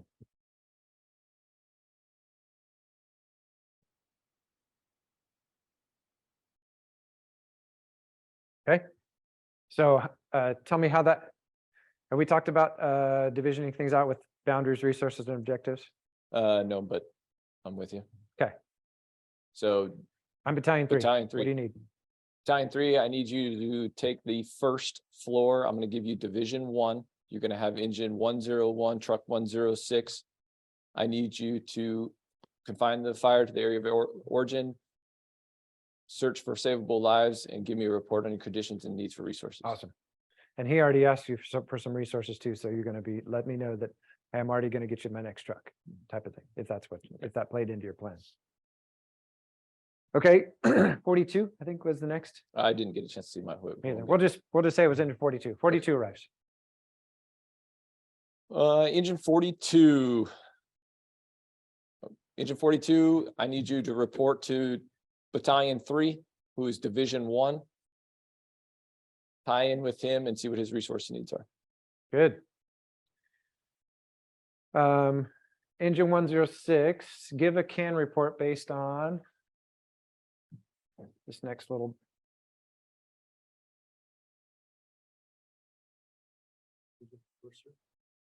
Probably. It'll get a little worse here. We need, I was gonna say we need people on the second floor. Command, this is engine 106. We've got a little bit of knockdown on the fire in the garage, but upon that now we have an exterior going interior fire on the first and second floors on the Delta side. Going towards units 27, 29. We need to get units up there to the second floor to check for extension. Is that right, Callie? The fire in the garage looks Yes, like sir. it's down, but Yeah, no, that's great. You're starting to get a knock on these car fires. You're pushing the fire back, but you do have and then I one would wall fire probably on the pull first and if extension. depending on if his 2.5's doing good. See if 103 could come out and start doing a transitional attack while we get units in place to start putting that patio cover and everything else out to hopefully stop it from going in the attic. I think 103 is if with it's you. checked. 103 go to. That's what I'm saying. I don't know. 103, can you go put the outside fire out? Like, So based on this new CAN report from engine 106, because you're parked kind of over here, you might not see it because of apparatus. Okay. Yeah, my initial thought was I was hoping 103 can do a transitional attack that he was alluding to. I was thinking the same thing. We're getting what Good. appears to be an outside in fire. So my thought process would be engine 103 command. And then I would ask engine 103, are you in a position where you can get an additional line and work on a transitional attack from the alpha side? And then the follow that, I would tell Division 1 and or the companies inside that we are going to do an exterior water application from the alpha side. Okay. And try to knock down the fire that appears to be lapping into the second floor. Good. Let's say engine and hazmat 109 arrive now. Engine and hazmat 109, I'm going to assign to the third floor. So 109 and engine and hazmat, I'm going to put to the third floor. Second floor. Second floor, thank you. Okay. And their operation, hazmat 109, I need you to go to the second floor, report back on conditions and search and evacuate the floor. Engine 109. See what kind of feedback 106 and 103 gave me. Okay. Yeah. I mean, you still have a still have this for now. So I'd put them on the alpha side, give me another line. And work with 106 with fire attack from the alpha. Would you consider making a division or no? Just leave it As soon as- single Single resources? for now until my thought process was waiting until I get another command officer and then give. Okay. Engine one comes up on the radio and says that they are on scene. They're your staging area manager. They have your entire second alarm on scene in staging. What resources would you want right now out of staging to help you out with the incident? I don't have a medic yet, so a huge life priority. So I need those medics potentially staged closer. Okay, I don't have any. we can just say medic 101 arrived. Okay, so they're all staged on the alpha side, waiting for potential evac victims. I don't have a battalion chief in any of those, so to give division, yes or no? I do. You don't. Oh, I do not. So then I could consider giving one of those engine captains division alpha, because I don't have a division alpha yet. Good. Who would that be?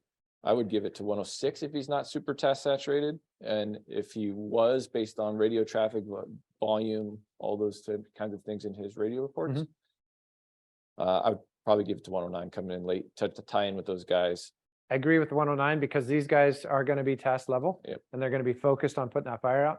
You have a fresh set of eyes right here. You already got their attention on the radio. They're asking for an assignment. Say, hey, I'm going to give you division alpha. You've got engine 106, engine 103. I need a transitional fire attack on the outside and I want ladders thrown to a bunch of these. Then I'll get your resources as needed, right? Perfect. So engine 109 is alpha.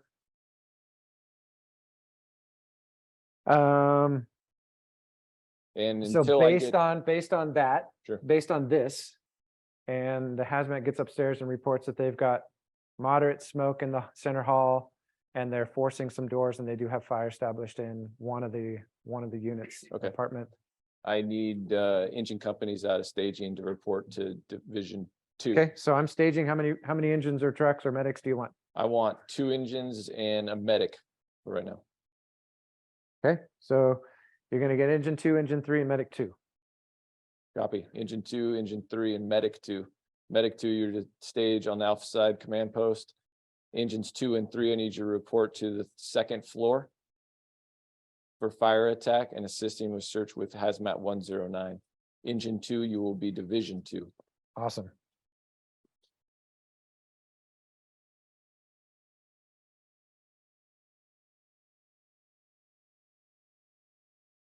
How about additional water supply?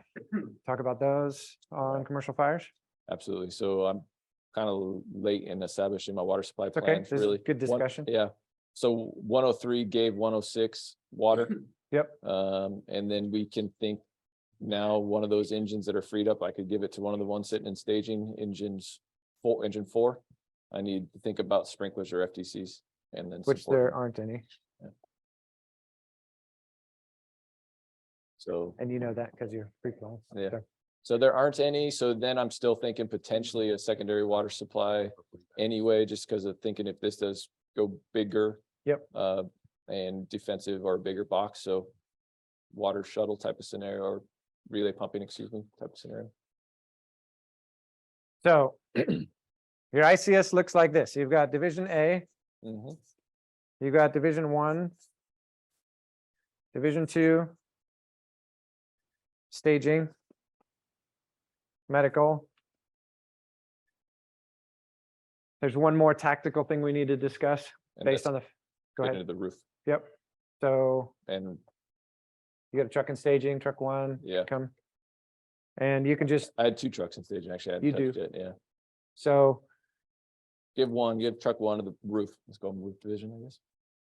either are. I mean, at Is that this what you're point, if they don't have another crew reporting to them, you could leave them single engine identifier with the objective of vertical vent. Nope. Coordinate with Division 2, so they know who to talk to. And then, so truck 1. Give me a roof report and your decision to augment their tactics is going to be based on the roof roof report. And if report. they have a heavily involved spreading thing, we got to cut over the center hall, got to cut over the apartment involved, then give them another and give them a roof report or give them a division. Sure. Now let's talk about a comm plan from a BC's level. Okay. Let's say you order a couple different radio channels. So you got you got a command channel and Few tags. three additional tags, just in case it gets super huge, right? Because you're gonna use your other two probably. So you've got, who would Start- you, so you've got A6, A7 was the first one that you got.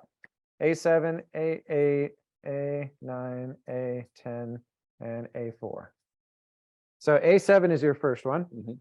Who would remain on that Divi- channel? Division Alpha, Okay, why? because those were the original rigs showing up, 106, 103. Those are my first two ones showing up.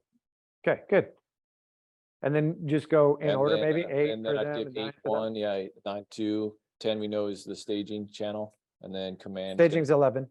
So Oh, these are the 10. ones that you ordered. Oh, gotcha, okay. And then A11 is, that's just, I didn't write it because it's Okay. given to them. Yeah, perfect. So A11's on stage. So 10 staging. I still have in my back pocket. I've gone 8 and 9 to 1 and 2, and then command on 4.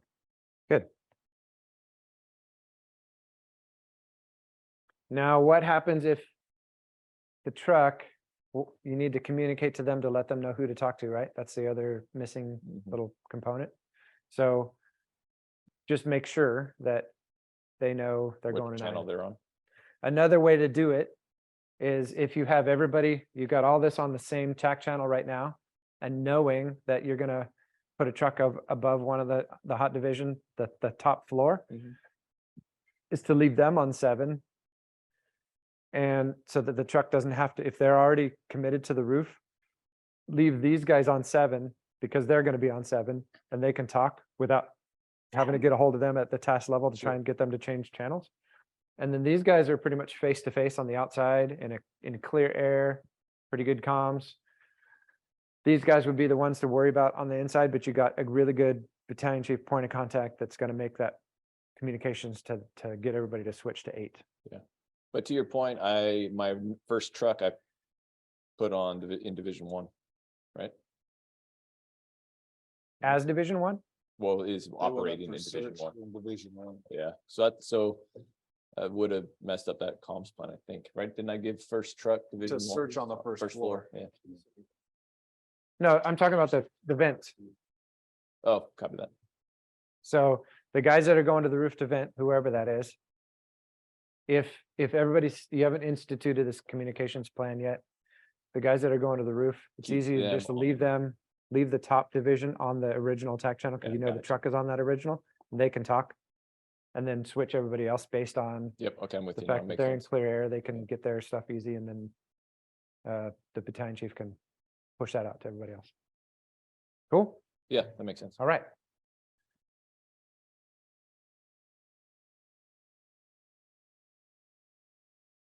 Okay, so you just heard this from a bystander came up and pounded on your window, On my window, and I'm not sure if anybody's out of apartment number 23. 23. And Yep, 23 is on the first or second floor. Bravo I've got the side, pre-plan. Bravo side towards the Charlie I corner. see it, I just don't know if that's 1 or 2. It says it right here. Oh, copy that. I do know it is.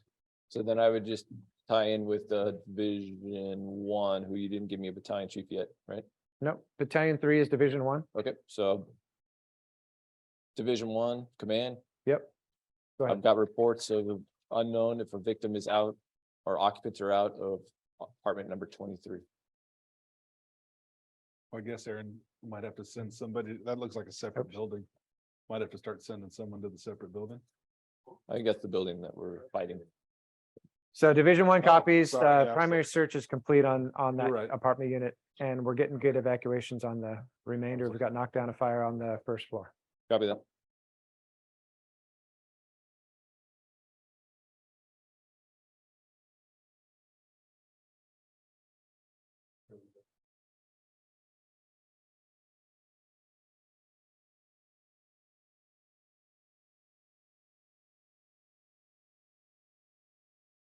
I think it just rolls this way till the end of the, Okay. till the end.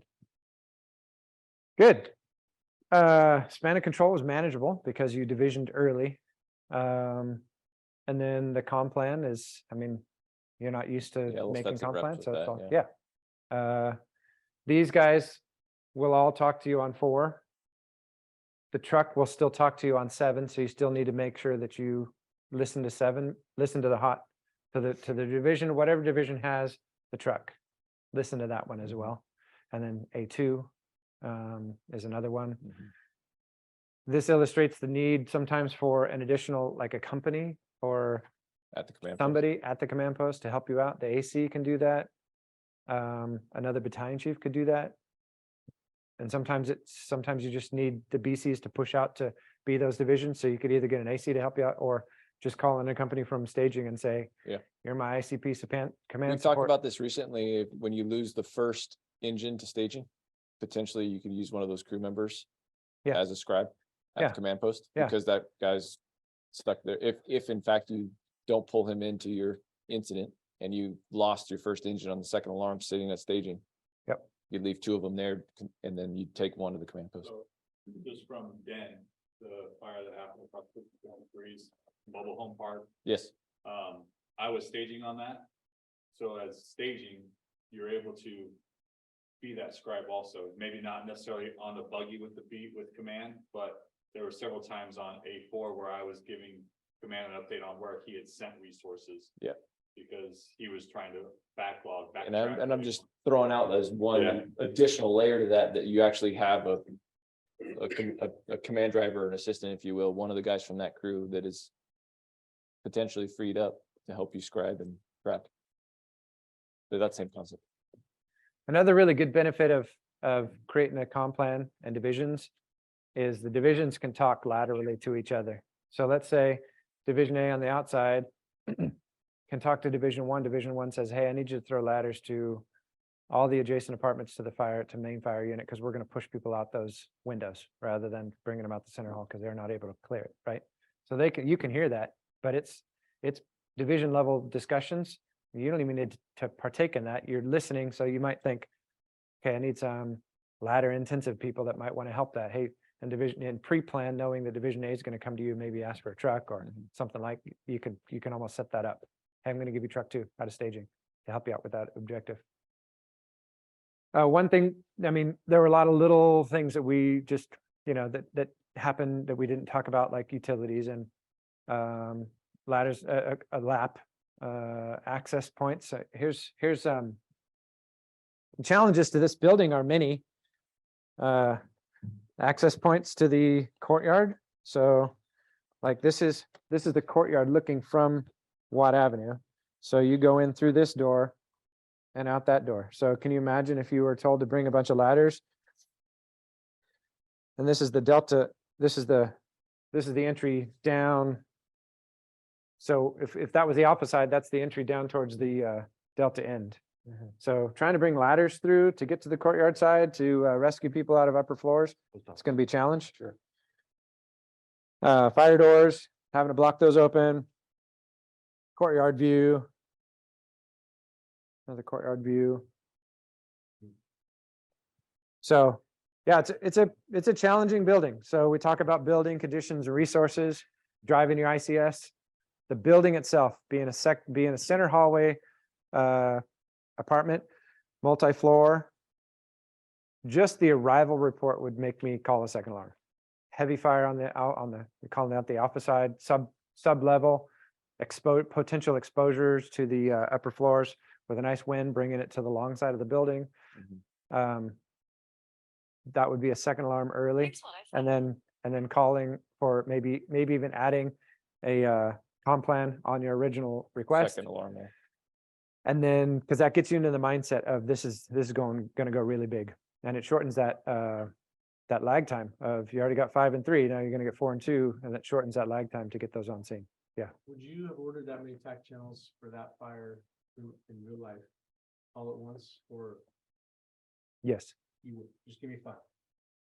So you have the one. Right. Your staging's going to get this one no matter what. Okay. So I would So order you're really only getting 3. 3 So it more looks like and a command channel.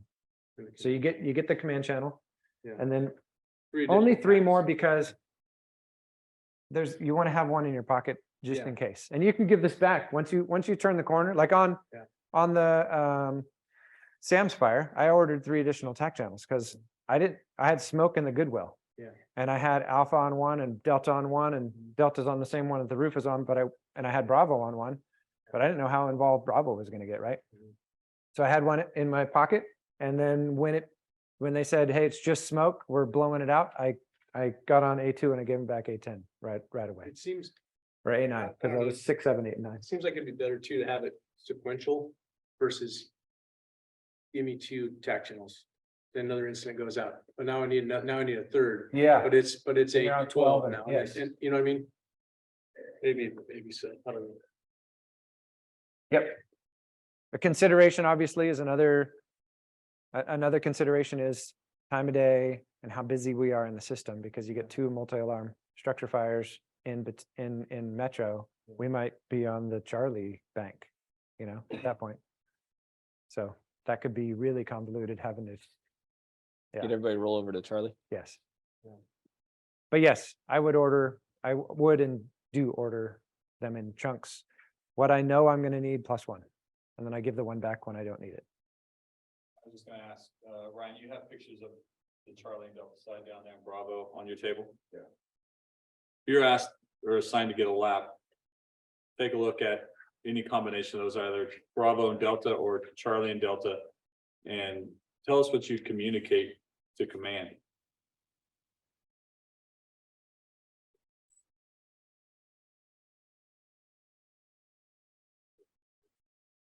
I think you'd have 2 Charlies there. You should have bottom left of the pictures that say C corner or. There's Bravo. The aspects are a little off because they named the Pope Which side is Alpha, actually, I think not this Watt. is accurate. Isn't that the Watt? That's the Watt Avenue side, isn't it? Yes. Yeah, so we did it according to the picture. Does this That's say? Bravo. Oh, okay. Yeah. My bad. We nailed it. See much in the way of hazards. So what's that sound like on the radio to you? What you've got that information now, what do you? Part of this is the discussion on laps and 360s and what do we want to do. We would have to communicate that we possibly need forceful entry. So that needs to get communicated. Where the gate is, we may need forceful entry. Yeah. I like what he said earlier about nothing remarkable from the Charlie side. It just lets them know someone went back there and looked And or I would add the lag time that we alluded to. Kylie, you alluded to the fact that that's the access for ladders and in the courtyard, and there's gonna maybe be forcible entry issues on the way to any of those sites. Yeah. So that would be something to throw back to command and division or whoever you happen to be working with and for. That there's gonna be a potential lag time in getting these operations completed because of XYZ. I think being proactive on something like that, when you see the fire established on the 2nd floor, I would immediately think that there's smoke in the hallway and you're pushing that out to your division. And if they confirm that you have smoke in the hallway, now I'm going to think about how do I get all the Charlie people out? So ladders and coordinating that with Division 2, just let them know, hey, I'm going to get ladders.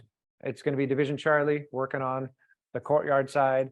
They're on this channel. And I'm going to get them to throw ladders to the 2nd floor windows, and you can egress people out those windows if they can't bring them out the hallway. So that's just thinking into that next. Yeah. The task level lives in the now, right?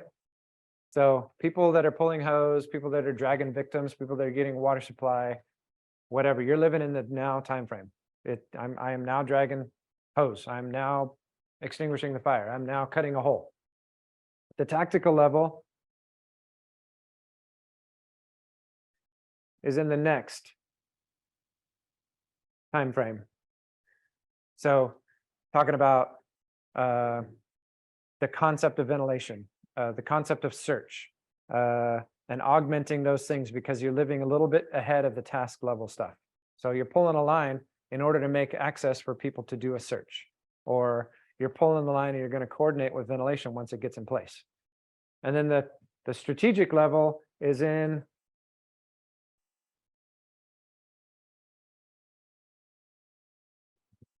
the then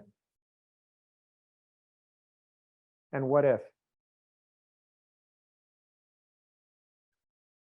That's where the IC needs to live, is in the then what if. If the IC gets pulled into task level or tactical level decision making, then they're not able to call for that 3rd alarm when you see that you're running low on your resources and staging, and to call for the 3rd alarm, or to call for the comm plan because communications are going crazy.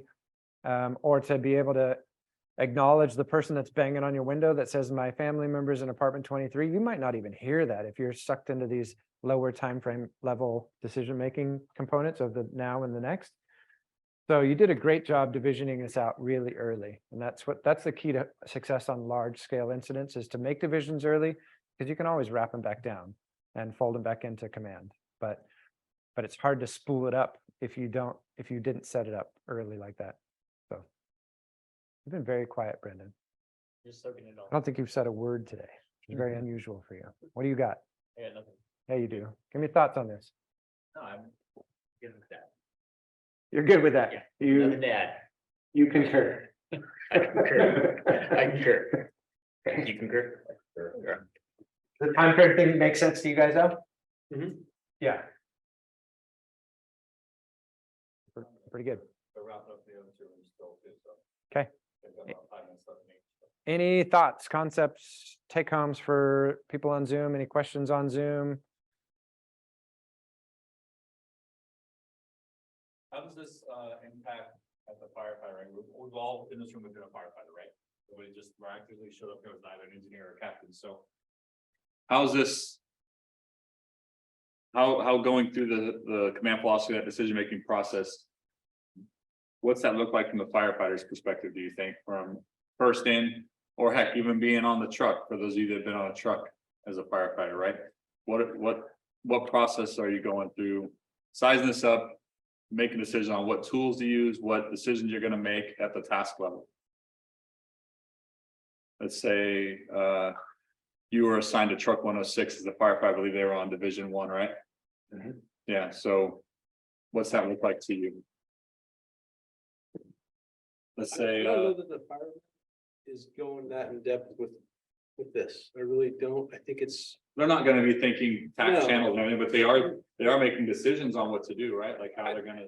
I don't know if it's that complicated. I think it's more of an automatic. Reaction. I think it is. I really do think it's more reactionary and just. Well, those guys have a slide, right? No one that's been on a year or two is gonna be on, so normally, I mean. Yeah. I can So- tell you this, I don't think that the guys on our truck are gonna go through a process where. We're getting equipment to that floor. I think they're gonna go through. Their experience, their reaction and their training on what to do. You're probably right, but.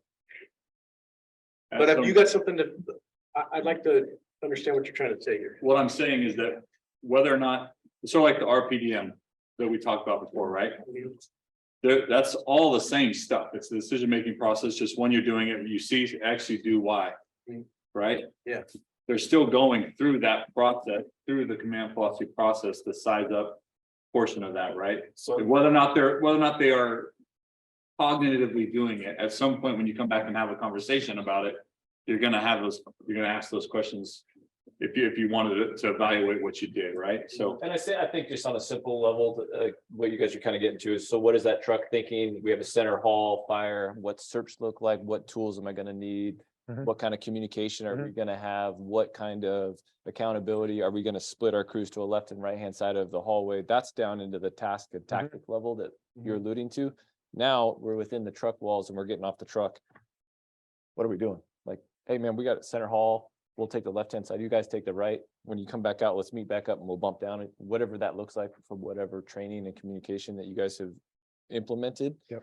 I think that's what you're alluding to, correct? So. Make a decision about getting size. You gather your information and then you make your plan. Yeah, but the point being that we do know that we have fire involved and heavy smoke, and we're doing search now in a lower, in an ideal H atmosphere, in a center hall apartment. What does that look like? What does that operation entail? Is that right to your point, that help Exactly. generate the conversation? Ultimately, this is, like Chief Johnson said earlier, get command philosophy out of there. It's more of a decision-making process, and whether or not, however we come to that decision is different for everybody, right? But if you're on that truck and you're assigned to the truck 106, you're in Division 1, you might not be cognitively going through those first 4 steps all the time, but you are at some point making a decision on how you're going to deploy that, how you as a firefighter are going to do that task, right? Whether it's like Monty said, you're going to stick together or we're going to split up, right? Team one, take the left side, team two, take the right side, whatever it is. But at some point as a crew, or even down to the firefighter level, you're going through that process. And I'm trying to get you guys to sort of share from your experience what that would look like to you if you were in that position.